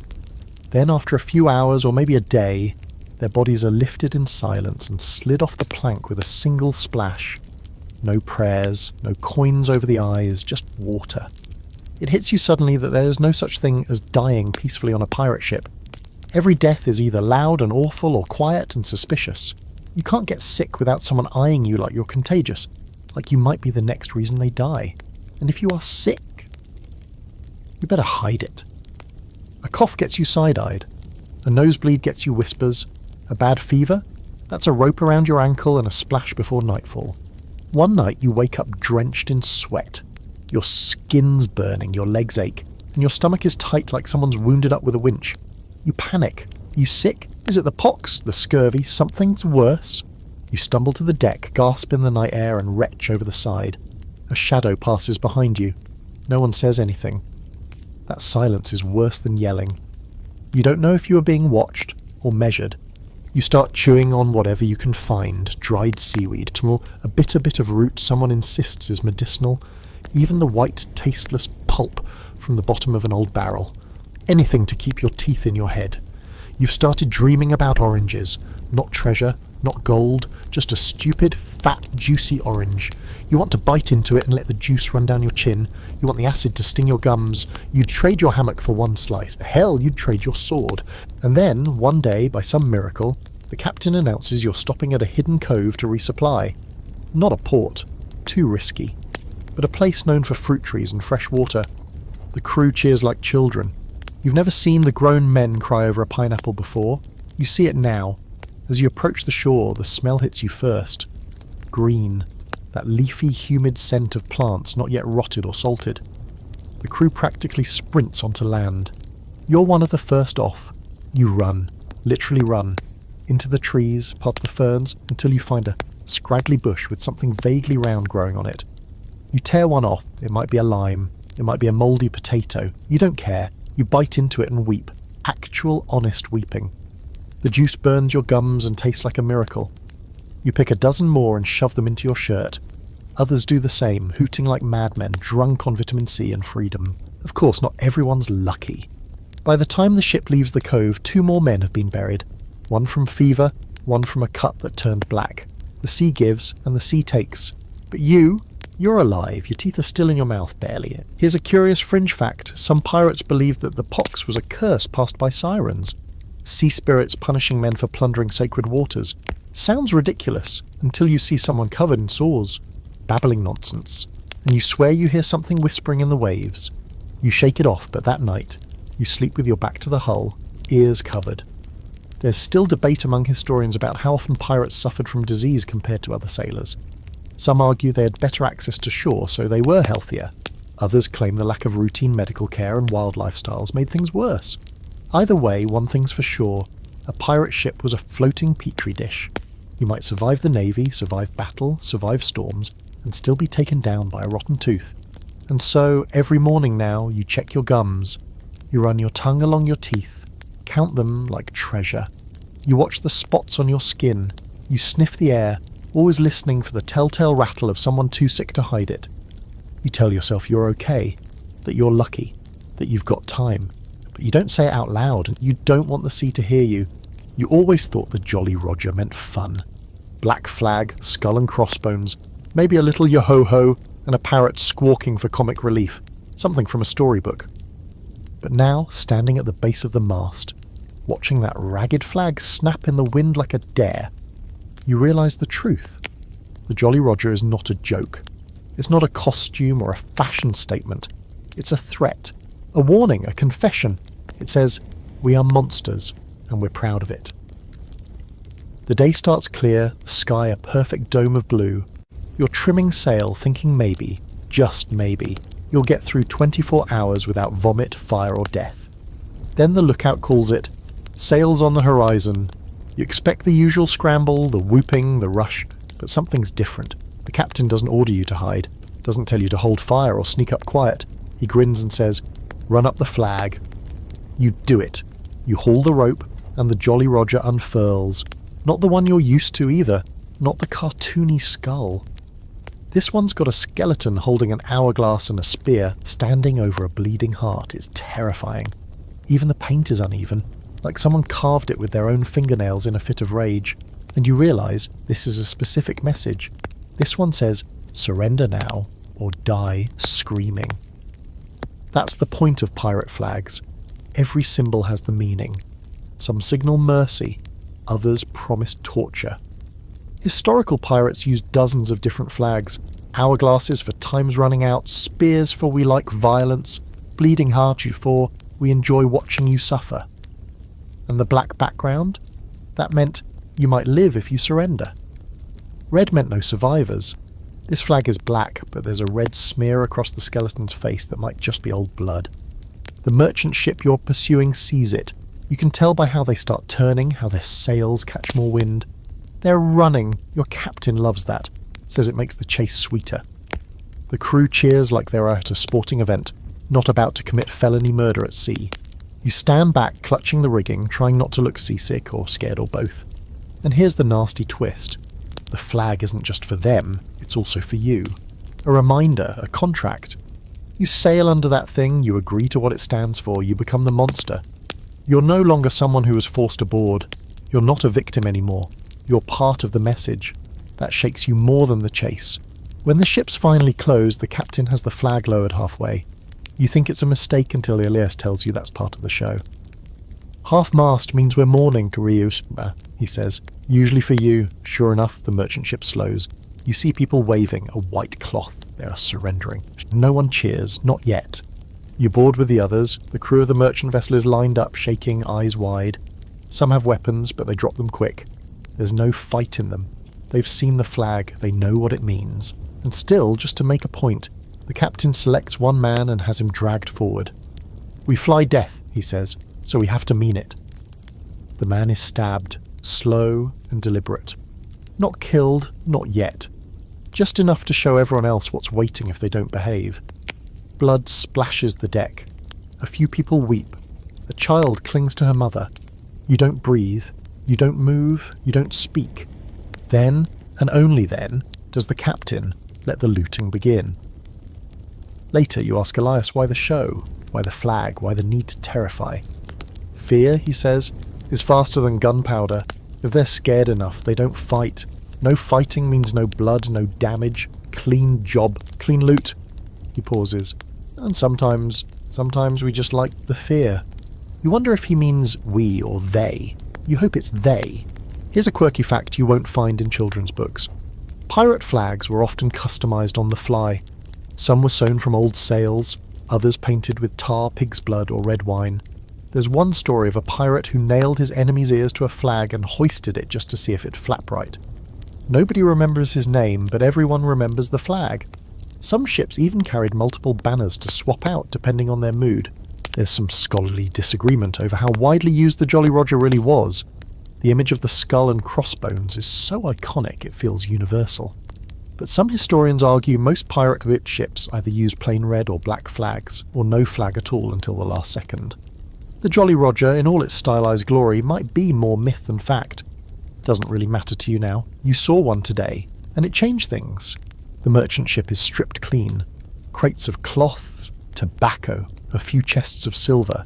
One passenger, a girl with red hair and a sword at her side, is invited to join the crew.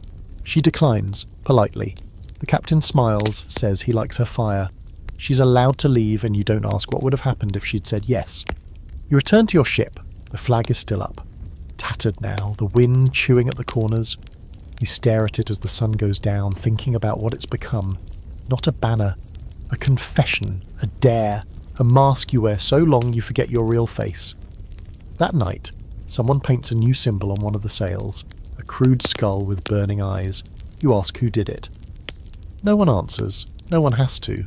It's just the ship announcing what it is now, and what you are too. You lie in your hammock, eyes open, the flag burned into your mind. You wonder what would have happened if the merchant crew had fought back. You wonder what kind of person you've become that you didn't stop the stabbing. You wonder if the Jolly Roger is flying inside your chest now, waving silently behind your ribs. Because here's the truth. The flag is more than fabric. It's a line. And you're on the wrong side of it now. There's a sound that always makes your stomach twist, no matter how long you've been at sea. It's not cannon fire, not even the kersim of splintering wood. It's quieter than that. It's the creak of rope being pulled tight, the kind that loops around wrists or ankles or a man's throat. It's the prelude to punishment. You hear it now, echoing through the stillness of the afternoon, and the hairs on your neck rise like sails in a squall. Someone's broken the code, again. This time it's simple. Theft. One of the newer crew, barely more than a boy, was caught trying to sneak a silver ring into his boot. It wasn't even a valuable one, just a little band from the last raid, probably worthless.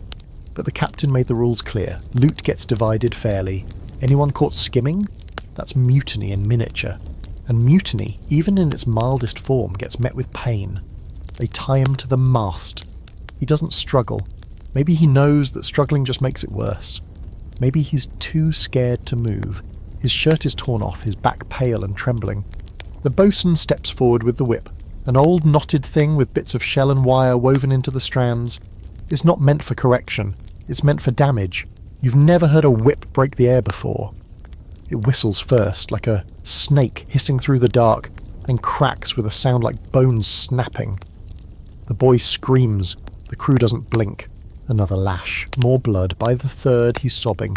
By the fifth, he's quiet, just breathing raggedly, eyes wide and distant, mouth moving like he's praying or cursing or both. You turn away. Not because you're noble, because if you watch too long, someone might think you enjoyed it. And that's worse. On a pirate ship, too much sympathy is weakness. Too much interest is sadism. The safest thing is detachment. So you walk to the rail and stare out at the sea, pretending the salt wind stings your eyes.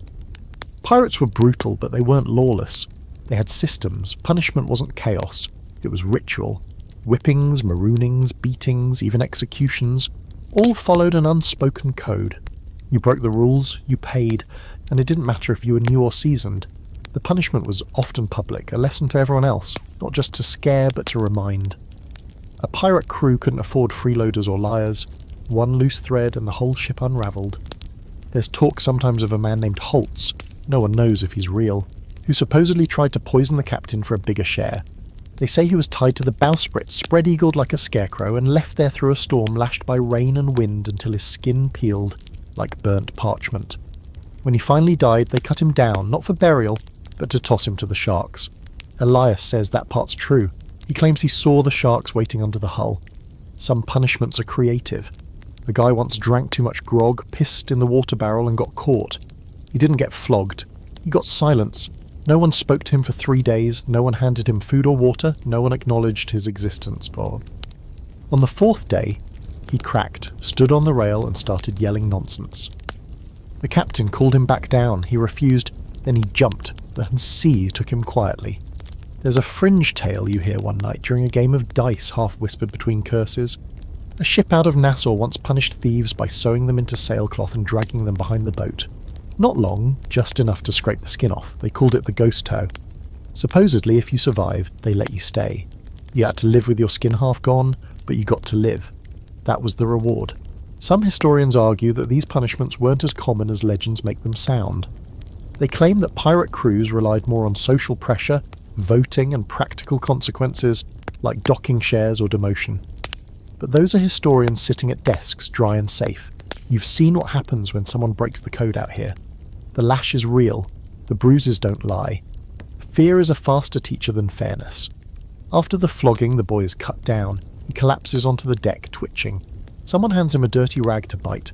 No one helps him up. He has to crawl below on his own. Whether he stays or jumps ship at the next port, no one knows. What matters is that everyone saw what happens when the rules get bent. The crew moves on. Lunch is served. Someone starts humming. A sea shanty like the mast wasn't just dripping blood 5 minutes ago. You clean your blade that evening, even though it hasn't seen use today. You do it because it's something to focus on. Something mechanical. One stroke, then another. Elias sits nearby, quiet as ever, running his fingers over the grip of his pistol like it's a talisman. Neither of you speaks. You've learned by now that the worst wounds aren't always from battle.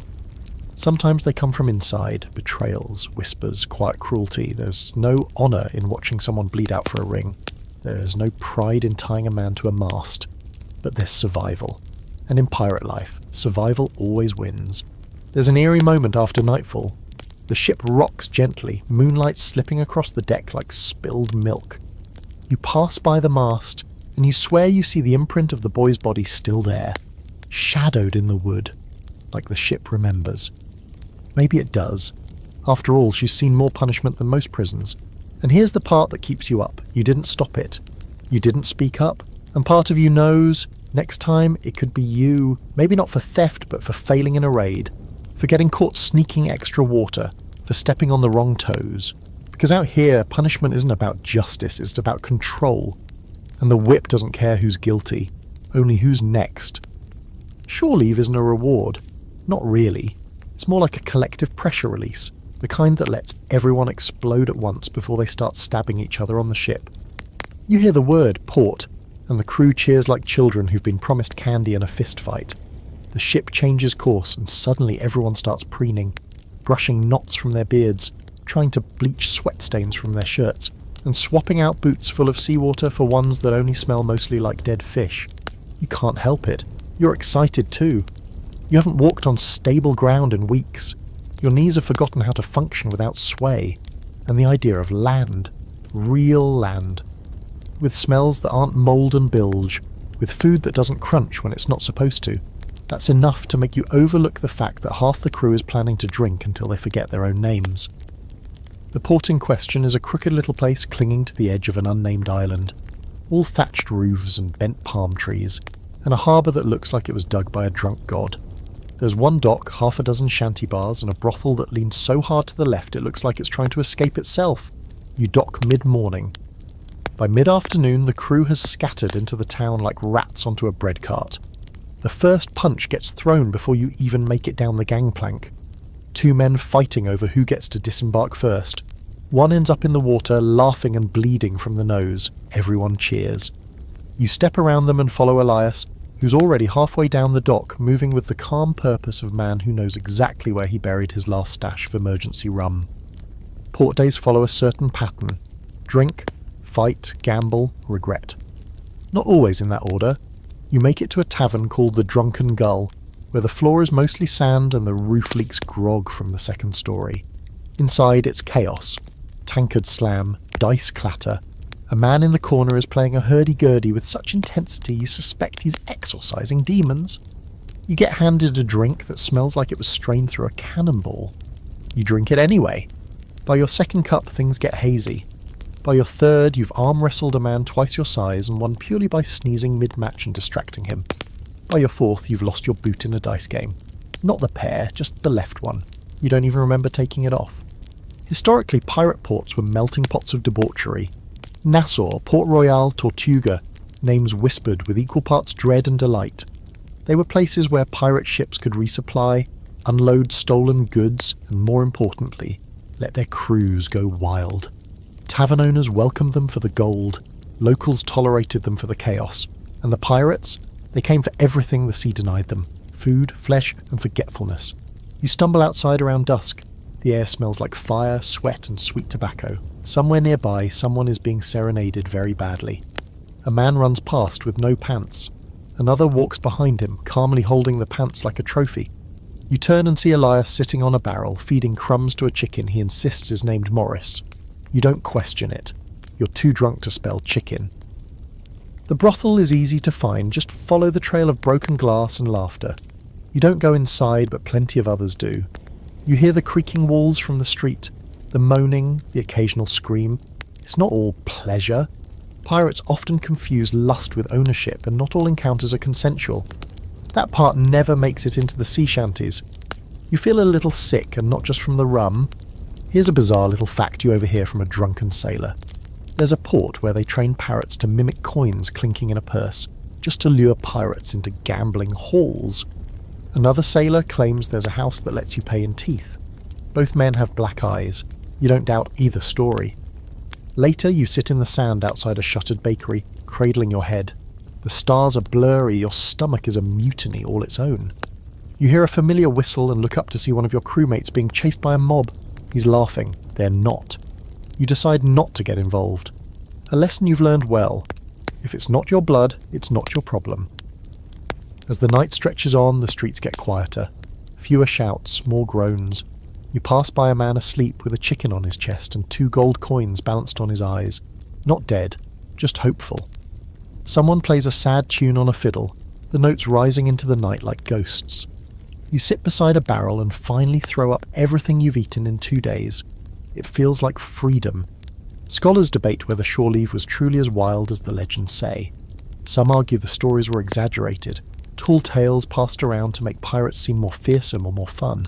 Others point to official records from governors and merchants that describe drunken mobs, fires, and even full-blown riots.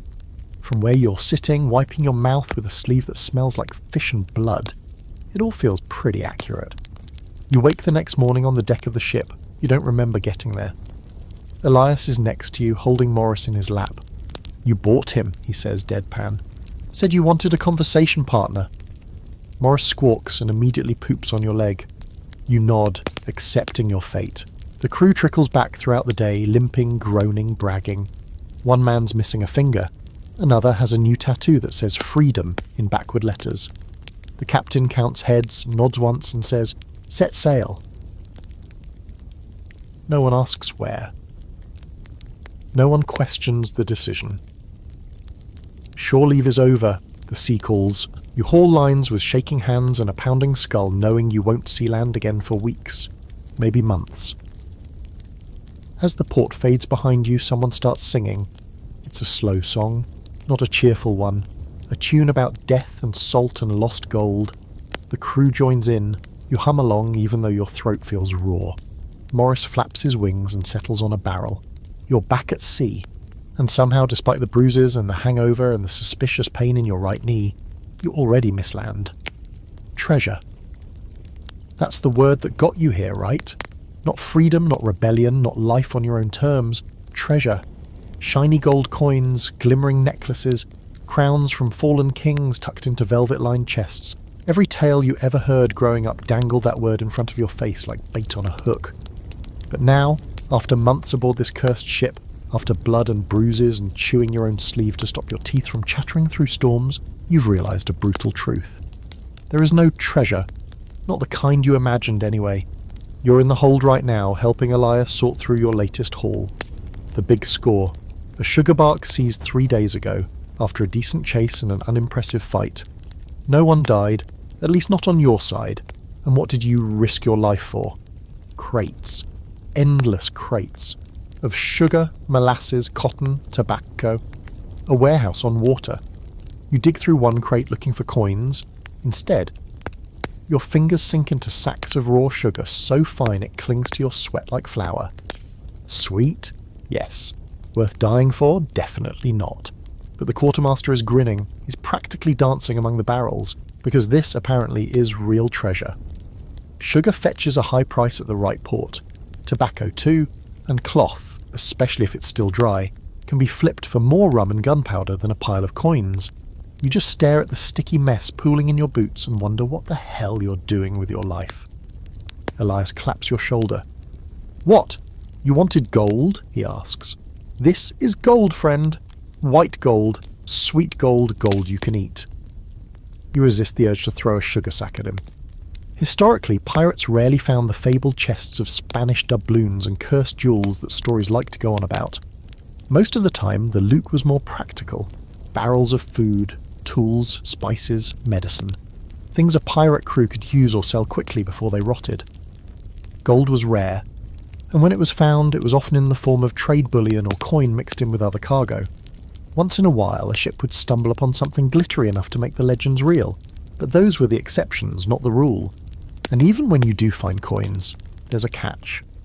The moment they are in your hands, every man on board becomes a little twitchier, a little more watchful, a little more willing to slit a throat over a bad dice roll. Silver brings sharp tempers, gold brings murder. You've seen it happen twice already. Once over a gold necklace that turned out to be brass. Once over a coin that vanished in the night and later turned up in a boot. The wrong boot. But sugar? No one fights over sugar. No one gets stabbed over dried figs or indigo powder. That's part of the appeal, you guess. Safer cargo. Less stabbing, more boredom. And yet the crew still talks about buried treasure like it's real.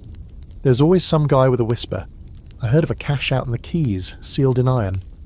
Black Sam Bellamy's hoard stashed in a cave only visible at low tide.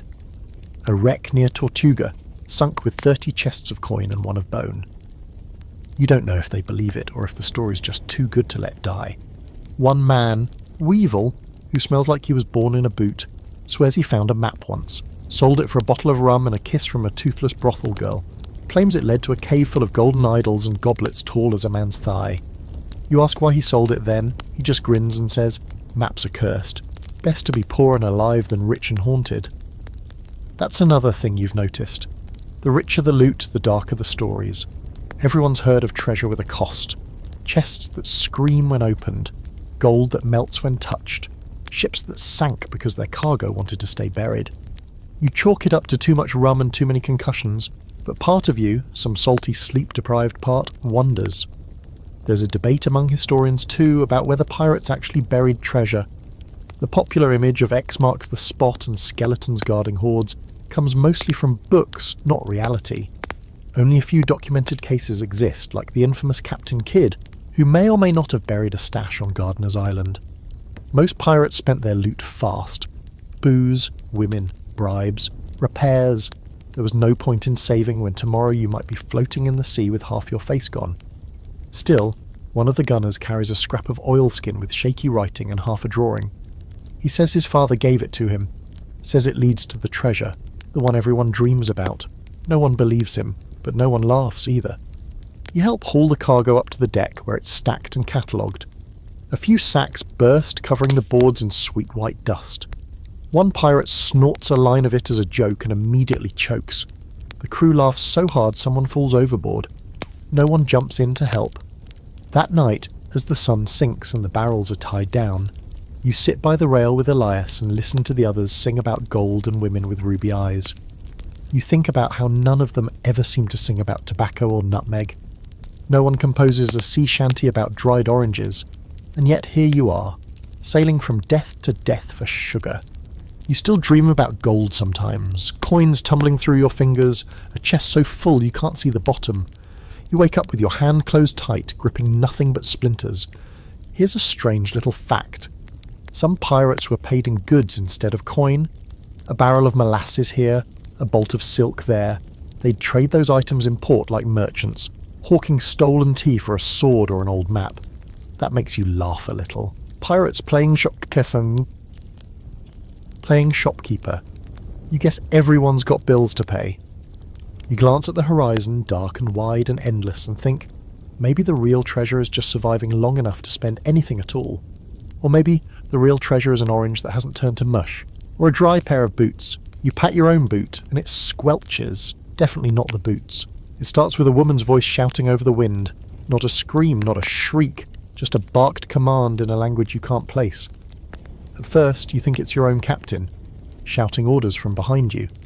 But when you turn, you see another ship, low and sleek, sails dark as storm clouds, moving like it's being pulled by something angry and hungry beneath the waves. And standing on the forecastle, arms folded, chin high, is a woman. Not some tavern lass dragged along for luck. No, she's the captain, the crew mutters. Elias whistles low. That's Anne Bonny's colours, he says, half in awe, half in fear. Or maybe Mary Read's. Either way, we're in for it. You've heard the names before, whispers of women who fought fiercer than any man, who dressed like devils and fought like demons. You would assume those stories were mostly myth. Turns out they're standing 30 feet away, armed to the teeth and staring down your entire ship like they're picking out which part to sink first. Your captain doesn't lower the Jolly Roger, that would be weak. Instead, he calls for a parley. A rare thing, risky, but sometimes necessary when the other side looks like it knows what it's doing, and worse, enjoys it. A rowboat is lowered, you're chosen to row.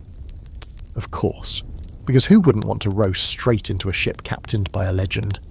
You keep your head low as you cross the water. Up close, their ship is different from yours. Sleeker, better maintained, less vomit-stained, for one thing. There's a strange sense of order. The ropes are clean, the deck is scrubbed. And the crew, mostly women, not all, but a lot. Some with swords longer than your leg. One with a pair of pistols slung across her chest like they are part of her ribs. You're ushered aboard and brought before the captain. Her name's not Anne, or Mary. She tells you to call her Maud, just Maud. Her eyes are bright green and colder than seawater on a winter morning. Her hat is huge, ridiculously huge. You wonder if she wears it to keep the sky from falling on her. The parley is short, efficient. She wants part of your last haul. She knows what you took. She knows where you took it from. She even knows how many barrels of molasses you brought aboard. No one asks how, spies probably, or informants in port. Doesn't matter. She offers a split.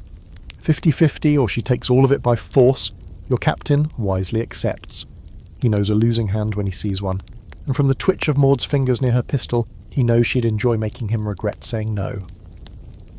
The deal is struck, no shots fired, no blood spilled. That's rarer than buried gold. Back on your ship, the mood is mixed. Some are angry at the split, others relieved. You, though, you're fascinated, because you'd assumed this was a man's world, a brute's world, a place where women only existed as myths or victims or background noise. But that's not the full truth. You've just met one of the exceptions, and out here exceptions make the rules. Historically, female pirates were rare, but very real. Anne Bonny and Mary Read were the most infamous, both known for dressing as men in battle, wielding pistols, and reportedly fighting harder than anyone else aboard. Qing Shi, a Chinese pirate queen, commanded a fleet of hundreds of ships and enforced a strict code that included instant execution for disobedience. These weren't mascots. These were leaders, terror makers, rule breakers, and occasionally survival stories dressed in lace and steel. There's a superstition among sailors that women on ships bring bad luck, that they stir up storms and drive men mad. You've heard that one plenty. You've also heard the older sailors claim that seeing a woman aboard means the sea will soon take someone. But now you're wondering if that's just old fear talking. Because Captain Maud didn't look like bad luck. She looked like order, like danger, like exactly the kind of person who survives out here. Where survival means knowing when to trade barrels and when to slit throats. Not every pirate queen is famous. There are quiet ones. The cook's assistant on your ship, Mira, is said to have slit a Navy officer's throat during a boarding party and tossed his body into the sea with no one noticing. She rarely speaks, but everyone makes sure to be polite when she sharpens her knives. Then there's the oddballs. the musician with a third nipple who claims it's a lucky charm from a mermaid, the old man who believes his beard is haunted by the spirit of his dead wife, the carpenter who swears he once kissed Davy Jones and now can't eat shellfish without crying. These people aren't captains, but they're part of the fabric of pirate life, fringe characters, living legends. They keep things interesting and terrifying. One of them, Jasper the Mad, has a tattoo of a woman riding a shark on his back. He says it's Ching Shi, or his mother. He's not sure. Either way, he talks to her every morning before breakfast. You used to think he was insane. Now you're not so sure. There's an open debate among historians about how much power women really had in pirate society. Some argue they were rare exceptions, tolerated only because of extraordinary skill or force of personality. Others suggest that pirate life, being outside the bounds of traditional society, allowed for more freedom, gender included. A floating meritocracy where the only thing that mattered was what you could do with a blade and a bottle. You ask Elias what he thinks. He shrugs. Doesn't matter, he says. Anyone who can sail, fight, and not get killed is fine by me. Don't care if they've got a beard or a bonnet. You nod. Because honestly, he's right. A week later, you spot Maud's ship again on the horizon. She doesn't come close, just sails past, a black streak on the water. Her flag flies high, an hourglass above crossed blades. You wonder what message she's sending this time. A reminder? A warning? Maybe just a nod from one survivor to another. That night, you dream of standing at a ship's wheel, wind in your hair, a fleet behind you. In the dream, your voice is loud, your coat is long, and no one questions your orders. You wake up smiling, just a little, because out here, the sea doesn't care who you are, only whether you last. And Maud? She's still out there. You're eating cold fish off a rusty tin plate when you notice something odd. It's quiet, not calm. Pirate ships are never calm, but quiet in the way a room goes silent right after someone says something they shouldn't have. You glance up. Elias is gone, so is Whisper. The captain hasn't left his quarters in 2 days, and the quartermaster? He's been pacing the deck like a priest at a hanging. The crew won't meet your eyes. Something's off. And out here, off usually means someone's about to end up bleeding or on fire, or both. You ask around carefully, neutral questions. Seen Elias? Captain all right? You get shrugs and non-answers, a few scowls. One man spits overboard without looking at you. Finally, you catch Brody near the forecastle, nursing a cracked lip and a mug of what he insists is tea, but definitely smells like old socks and rum. He leans in close, low voice and says, "They're talking deals. Navy, maybe. Or the East India bastards." Deals? That's worse than mutiny. Pirates live outside the law, that's the whole point. But every now and then someone on board gets clever, or desperate, and starts talking to the other side. Maybe they offer up intel in exchange for gold. Maybe they sell out old allies to buy a pardon. Either way, it's treason, and treason doesn't go unnoticed for long. Turns out Whisper, who's been with the ship longer than you, disappeared during the last port call. No one saw him leave. No note, no fight, just gone. But someone found a sealed envelope in his hammock. Nothing written on the outside. Inside, a list of names. Yours is on it, so is Elias's, so is Brody's. The implication is clear. Someone is keeping tabs, selling out the crew one name at a time. Your hands go cold. It could be nothing. A joke, a warning, or it could mean that the next time you dock, someone's waiting with shackles and a gallows already built. The crew starts to fracture. People talk in corners now. Arguments bubble just beneath the surface. At night, hammocks are quieter, but not because people are sleeping. They're listening, watching. You keep your blade closer than ever and make a habit of sleeping with one eye half open. Elias finally returns one morning with a split lip and no explanation. You ask him where he went. He says, out. You don't press. But later, he slips you a folded scrap of paper with a single line written in charcoal. Trust no one below deck. You ask no more questions after that. The captain emerges the next day, looking older than you remember. Eyes sunken, jaw set. He orders a course change, away from the usual trade lanes. That's when you know he's scared. Whatever Whisper was doing, whatever deal was struck, it's big enough to spook the man who once laughed while being shot at. The captain says nothing about the note, nothing about the list, but the sails are tightened, the guns cleaned, and no one leaves their post. Then you notice the ship following you. It's subtle at first, as just a dot on the horizon. A merchant vessel, maybe. Then it gets closer, never gaining, never falling back, just there. You sail left, it follows. You slow down, it slows too, always out of cannon range, always watching. Some say it's a Navy spy ship, others say it's another pirate crew that knows about the list. A few whisper that it's Whisper himself, captaining a ghost ship with a hold full of your names and a crew of informants. That night someone sets fire to the water barrels. That's when things truly fall apart. Fire on a ship is nightmare fuel. Even a small flame can become a floating funeral in minutes. Luckily, it's caught early. The flames are stomped out, but the barrels? Gone. Cracked, smoking, leaking into the planks. You'll survive maybe 3 days without fresh water. The captain demands names. No one answers, so he chooses one. A man named France, too slow to deny it. Too drunk to fake innocence. He's tied to the mast.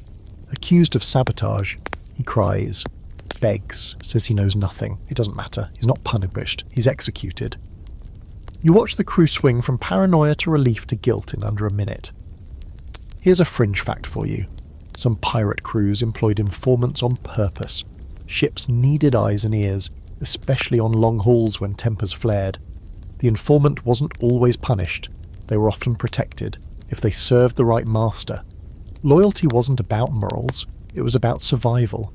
There's scholarly debate about whether pirates truly had organised spy networks among themselves, or whether betrayal was just part of the job description. Some records suggest pirates worked with local officials to tip off approaching Navy patrols. Others paint pirates as chaotic, isolated bands with no interest in long games. Your ship feels like both at once, wild and calculated, loyal and suspicious, a floating contradiction. You begin to suspect everyone, even Elias, even Brody. You trust no one with your food, your weapons, your secrets. You carve a little mark into the wall beside your hammock each morning, a tally of how many days you've stayed off the list. So far you're up to 4, then someone scratches a mark through your 3rd tally. Just one clean line. The next morning a new sailor is missing. No splash was heard, no note was left. His hammock hangs empty, swinging gently, as if someone climbed out and never came back. The sea looks calm, but you know better. The ship behind you is gone now, vanished sometime during the night. Maybe they turned back, maybe they were never real to begin with. But the damage is done, no one trusts anyone. And in a place like this, that's a kind of slow poison you can't bleed out. You sit on the deck, sleepless, sword in your lap, watching the waves for signs of movement. Elias joins you but doesn't speak. The silence between you is the only language that makes sense now. Behind you, someone coughs in the dark, someone else mutters about seeing a light on the water. You grip your blade tighter. You don't know who sold out the crew. You don't know who will be next. But one thing is certain. This ship is sinking from the inside. The first cannonball comes without warning. No flag, no distant shout, no glimpse of sails. Just a thunderclap of sound, a column of water erupting 10 feet off the port bow, and then a voice, your voice screaming, "Naval ship!" Before your brain even catches up, the deck erupts into chaos. Men scramble, orders are barked, ropes are hauled and tied without thinking. You've drilled for this, you've feared this. But drills aren't battle, and nothing about this feels like practice. You see it now, slicing through the morning fog like a blade. A white-sailed warship, the flag of a king snapping above its deck. It's bigger than you, taller, heavier. You can practically hear the polished brass and starch in its sails, and it's coming for you like it knows your name. This is the worst case scenario. Not just because they outgun you, but because they hate you. The Navy doesn't see pirates as criminals. They see you as a disease, something to be eradicated. You've burned their ships, stolen their goods, humiliated their officers. This isn't about justice, it's about revenge. The captain bellows for speed. You and Elias scramble to the rigging, hands roar as you haul sail. The ship groans as it leans into the wind, like even the planks know what's coming. Another cannon fires, this one closer. The splash coats you in sea spray. You don't look back. Looking back wastes time. Looking back gets you dead. But no matter how fast you move, the Navy is faster. Their hull cuts the water clean. Their gunners fire in organised rhythm. Boom, boom, boom. A deadly heartbeat. One shot grazes the stern, sending wood shrapnel flying. You hit the deck hard, arms over your head. When you rise, the world is louder and smaller and spinning. The next order comes, ready the guns. You've got fewer cannons, half your powder is damp, and one of the gunners has been blind in one eye since a drunken mishap involving grog and a torch. You're not hopeful, but you move anyway. That's what battle does. makes you move even when hope's already abandoned ship. The first pirate shot misses, the second hits. A lucky strike, one of the enemy's sails tears, flapping like a wounded bird. The crew cheers, but it's short-lived. The Navy fires back with a full broadside. You feel the impact in your teeth. The ship rocks like it's trying to throw you off. A chunk of railing explodes. Someone screams. You see Elias go down. You crawl to him, heart in your throat. But it's just a graze. His arm is bleeding, but he's breathing. You drag him behind a barrel as another volley shrieks overhead. Historically, Navy ships had advantages pirates couldn't match. Better weapons, more men, sturdier hulls. Pirates relied on speed, surprise, and fear. But when those things failed, it was like fighting a lion with a stick. Especially in later years, as piracy became more of a hunted practice and less of a tolerated nuisance, governments poured resources into chasing and exterminating crews like yours. And some naval officers made it personal. There's no romance here, no clever tricks, just brute force. The two ships circle each other like animals, teeth bared, blood in the water. Your captain tries to outmaneuver them using every trick he knows, sudden turns, faked retreats, surprise broadsides. But they are not fooled. They've seen it all before. They answer every trick with a wall of iron and fire. And then they close the gap. Grappling hooks fly. The worst kind of fight begins, the boarding. The enemy swarms your deck, uniforms stained with smoke, sabres raised. It's chaos, screams, steel, blood. You see men fall, some from wounds, others overboard. You find yourself locked in combat with a man twice your size and only win because he trips on a loose plank and you stab him through the gut as he falls. You don't feel heroic. You feel sick. Elias is fighting near the foremast, his face twisted, his shirt soaked in blood. Not all his, maybe not even mostly his. He's still on his feet. So are you. That's what counts. You don't know how long the fight lasts. 10 minutes? An hour? Time breaks apart in battle. What you do know is the tide turns, just barely. The Navy captain is wounded. His men falter. Your quartermaster roars like a beast and leads a countercharge that pushes them back across the gangplank. One pirate drops a torch on their deck before they retreat. Fire leaps up fast. Someone screams to cut the ropes. And just like that, it's over. The Navy ship limps away, burning slowly, smoke curling like ink across the sea. Your ship is battered, torn, bleeding from the seams. You've lost 4 men, 2 more are dying. The deck looks like a butcher's table. You sit down hard back against the mast. Blood on your face, your fingers twitching like they've forgotten they're attached. Elias drops beside you. His arm is bound with a strip of someone's shirt. He doesn't speak. Neither do you. And here's the eerie part. After the Navy flees, the sea goes completely quiet. No wind, no gulls, just the crackle of burned wood and the groans of the wounded. It feels wrong, like the ocean is waiting to see what you'll do next. Here's a fringe fact. Some pirates believe the Navy used spies to mark ships with cursed symbols before an attack. Tiny knots of red thread tied into the rigging, ashes smeared across the mast. You think that's nonsense, until you see a red stain near the helm that wasn't there yesterday. There's scholarly debate about just how effective pirate resistance was against Navy forces. Some argue pirates avoided conflict whenever possible, knowing they were outgunned. Others claim successful pirate crews often defeated Navy ships through cunning and speed. Today your crew won. Barely. But the cost? It shows on every face.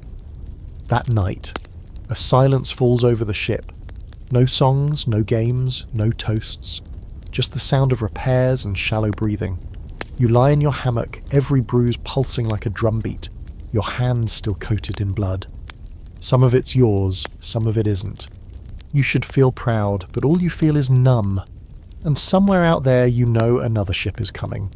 Bigger, better, meaner. Because the Navy never forgets. They catch you while you're sleeping, not during battle, not during a storm or raid, just a quiet, still night when the sails are full and the sea is flat as polished glass. You'd almost started to believe the worst was behind ye. You were wrong. It starts with a whistle. Not a shout, not a bang, just a whistle, low and slow. Then the sound of boots on the deck, too many to count. By the time you're fully awake, your wrists are bound and there's a sword tip hovering near your throat. The man holding it has that clean, stiff look only Navy officers seem to pull off, like someone ironed him into his uniform. Behind him, more soldiers swarm the ship, weapons drawn, expressions stone cold, no fight, no warning, just capture.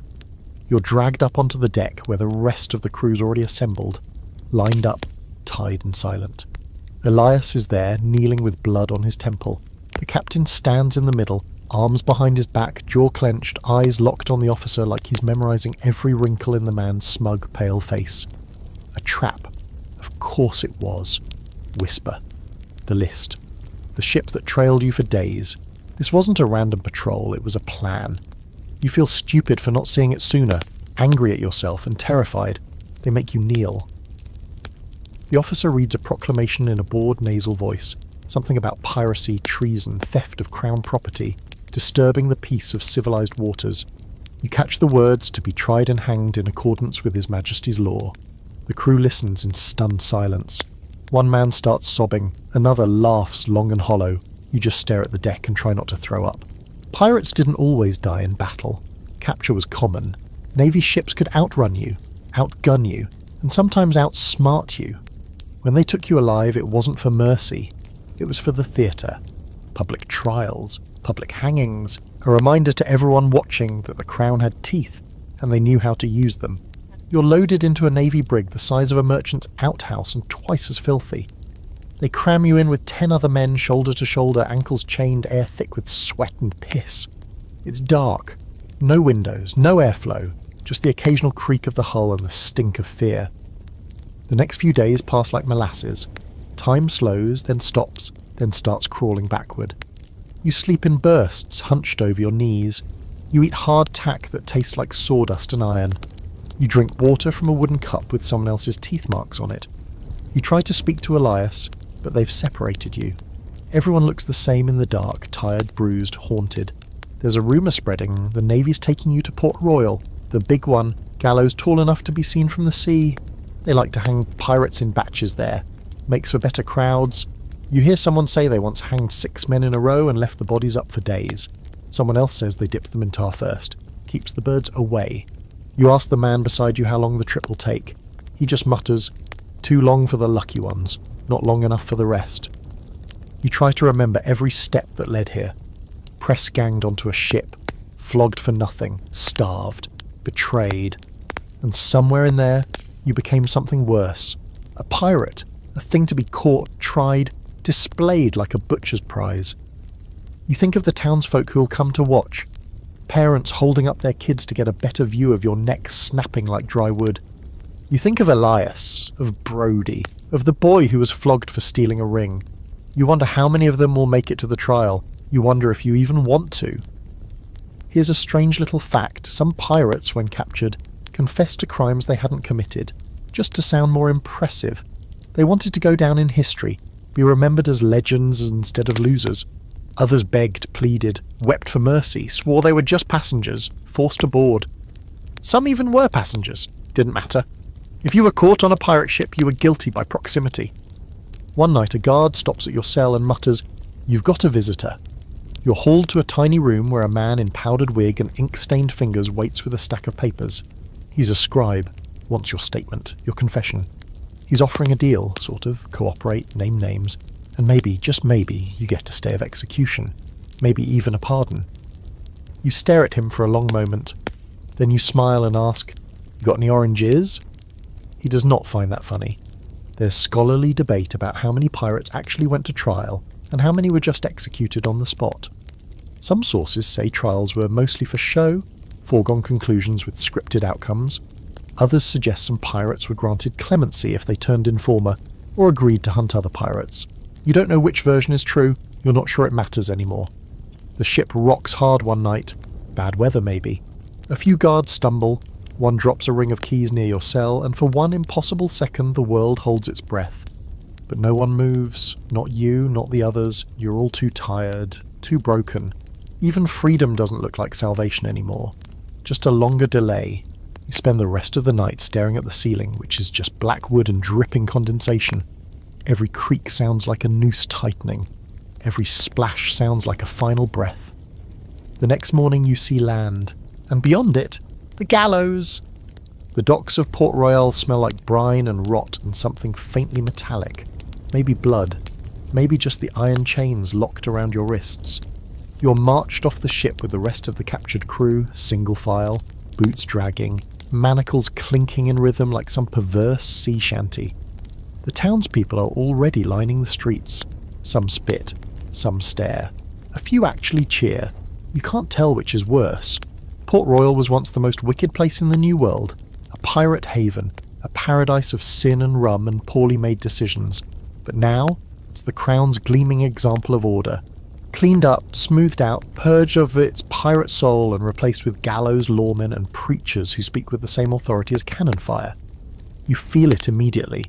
That smug, suffocating sense of righteousness. The kind that doesn't just want you dead, it wants you erased. You're told your trial is scheduled for the next morning, quick and efficient. They don't want pirates rotting in their cells, they want them swinging in the sun.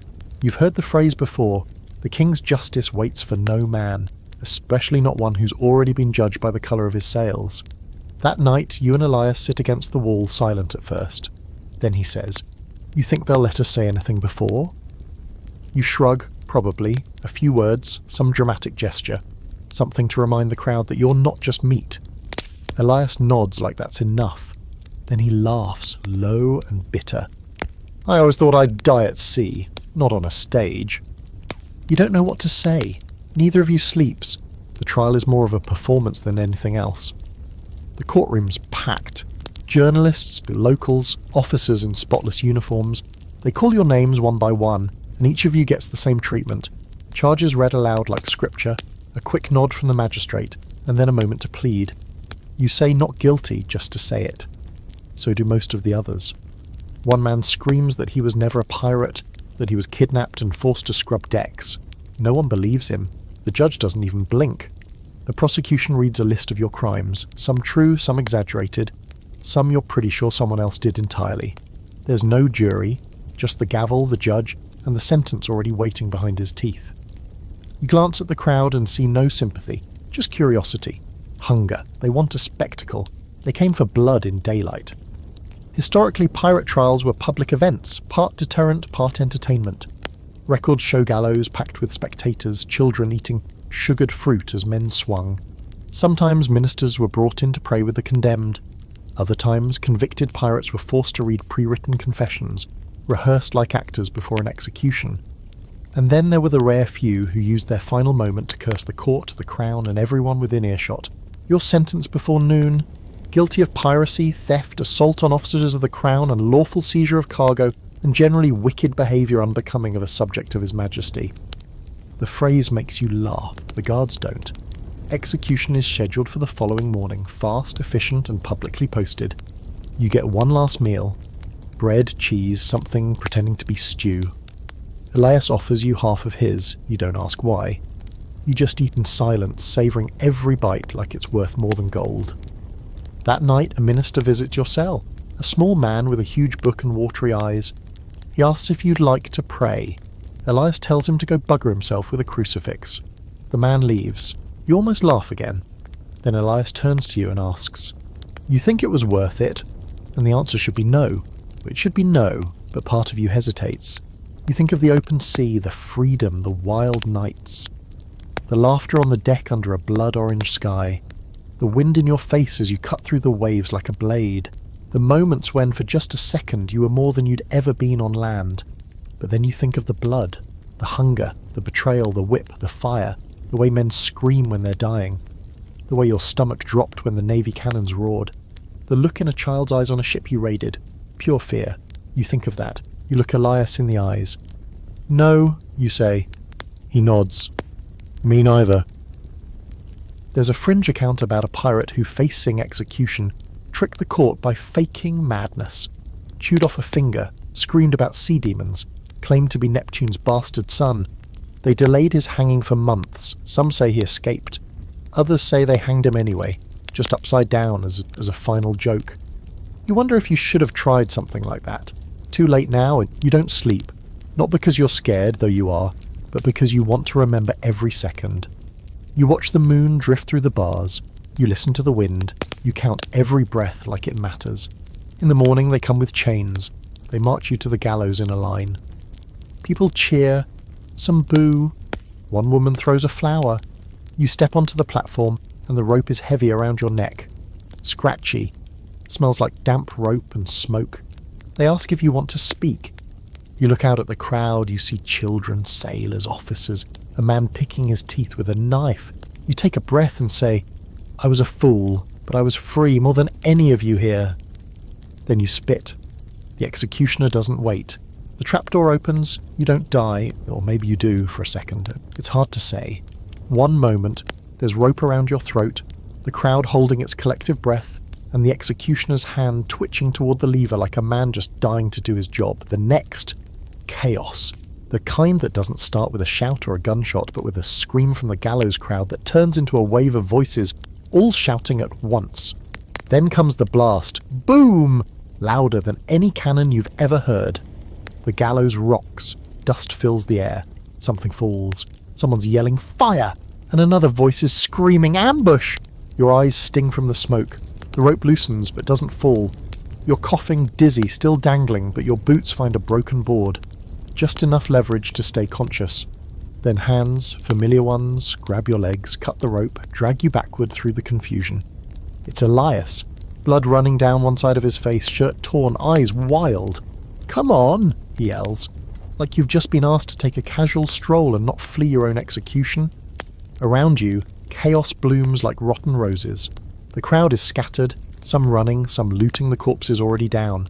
A portion of the gallows has collapsed, probably the result of that first blast. Where there was once a stage, there's now shattered timber and twisted rope. You see a body still swinging from a half-broken beam. Not moving, not lucky. You don't know how it happened. You don't stop to ask.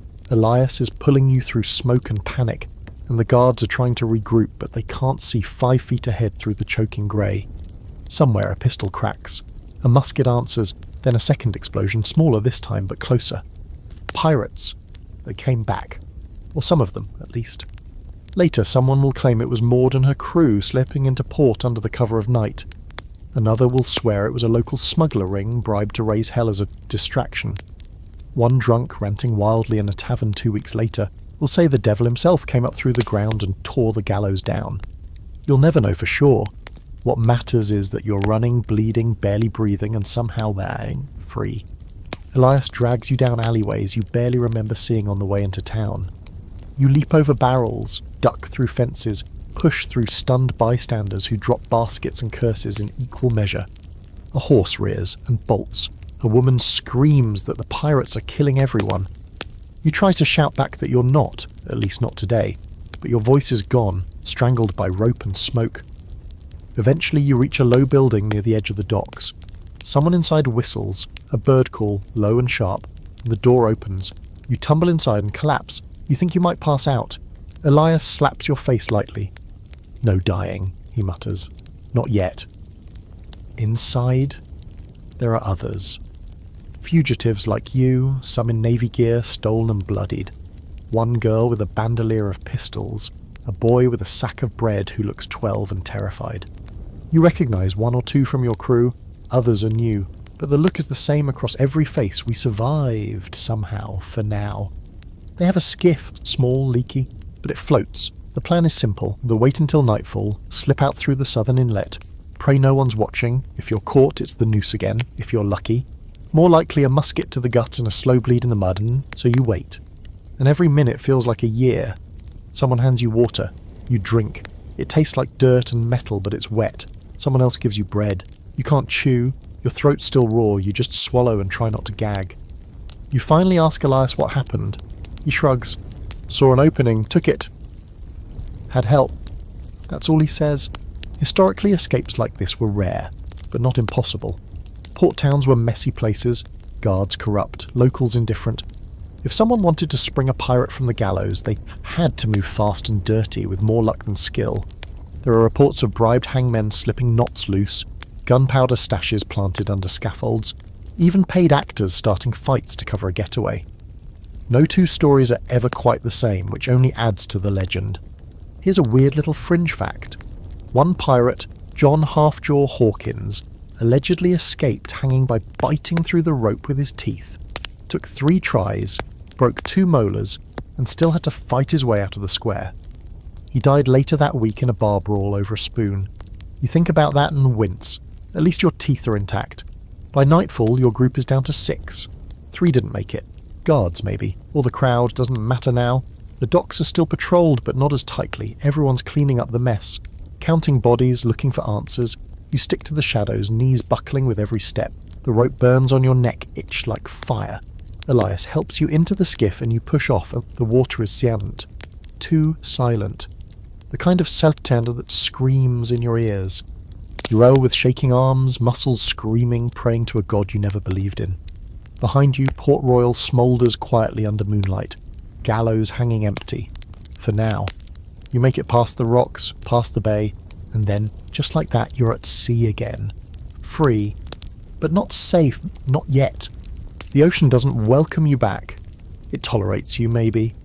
A sullen host allowing an unwanted guest to sleep on its floorboards just until sunrise. You and Elias drift in that leaky skiff for the better part of 2 days, with nothing but a sack of mouldy hardtack, a flask of brackish water, and the occasional gull that swoops overhead like it's considering pecking your eyes out. You take turns rowing and bailing. Elias jokes that you've officially earned the worst spar experience in the Caribbean. You try to laugh, but it comes out as a rasp. Your throat still burns from the gallows rope. There's no plan, no destination, just water and sky and that distant sound in your ears that might be the wind, or your heartbeat slowly unravelling. By the 3rd day, the sun is relentless. It drills into your scalp like it's trying to find your thoughts. The salt crusts on your skin. Your lips split. You start seeing things. A sail on the horizon. A ship's bell. Elias telling a joke that turns into a hymn. You sleep in minutes, half aware, one eye open, hand still clutching a knife out of habit. Not fear. You're past fear now. What's left is reflex. On the 4th day, a ship appears. Real this time, low in the water. Fast, no colours flying. Your heart lifts, then sinks. Could be pirates. Could be slavers. Could be the same damn Navy patrols you just escaped. You don't wave, don't shout, just sit there, holding your breath while Elias squints into the sun and mutters, "Better to die on deck than in this bathtub." They see you. Of course they do. The ship swings toward you like a predator who's just spotted dinner with legs. You hear shouting, ropes, orders. A grappling hook clinks into the side of the skiff and drags you in. Men haul you aboard, rough hands, sharp eyes, one pokes you in the ribs. You flinch, he laughs. Then a voice you recognise says, "Drop that one. He's with me." Maud, of course it's her. She appears at the rail like a ghost conjured by sheer exhaustion. Coat dark, boots polished, hat even more ridiculous than you remember. Her expression doesn't change. Not warmth, not surprise, just calculation. "What happened to the gallows?" she asks. You swallow. "Didn't take." She smirks. "Lucky you." They feed you, bathe you, let you collapse in a real a hammock technically, but it feels like heaven. For a while all you do is sleep and wake and sleep again. Elias tells the story of your escape over and over, each time with more flair. You don't correct him, you're too tired to be humble. Eventually Maud invites you to her quarters. It's not fancy, just neat.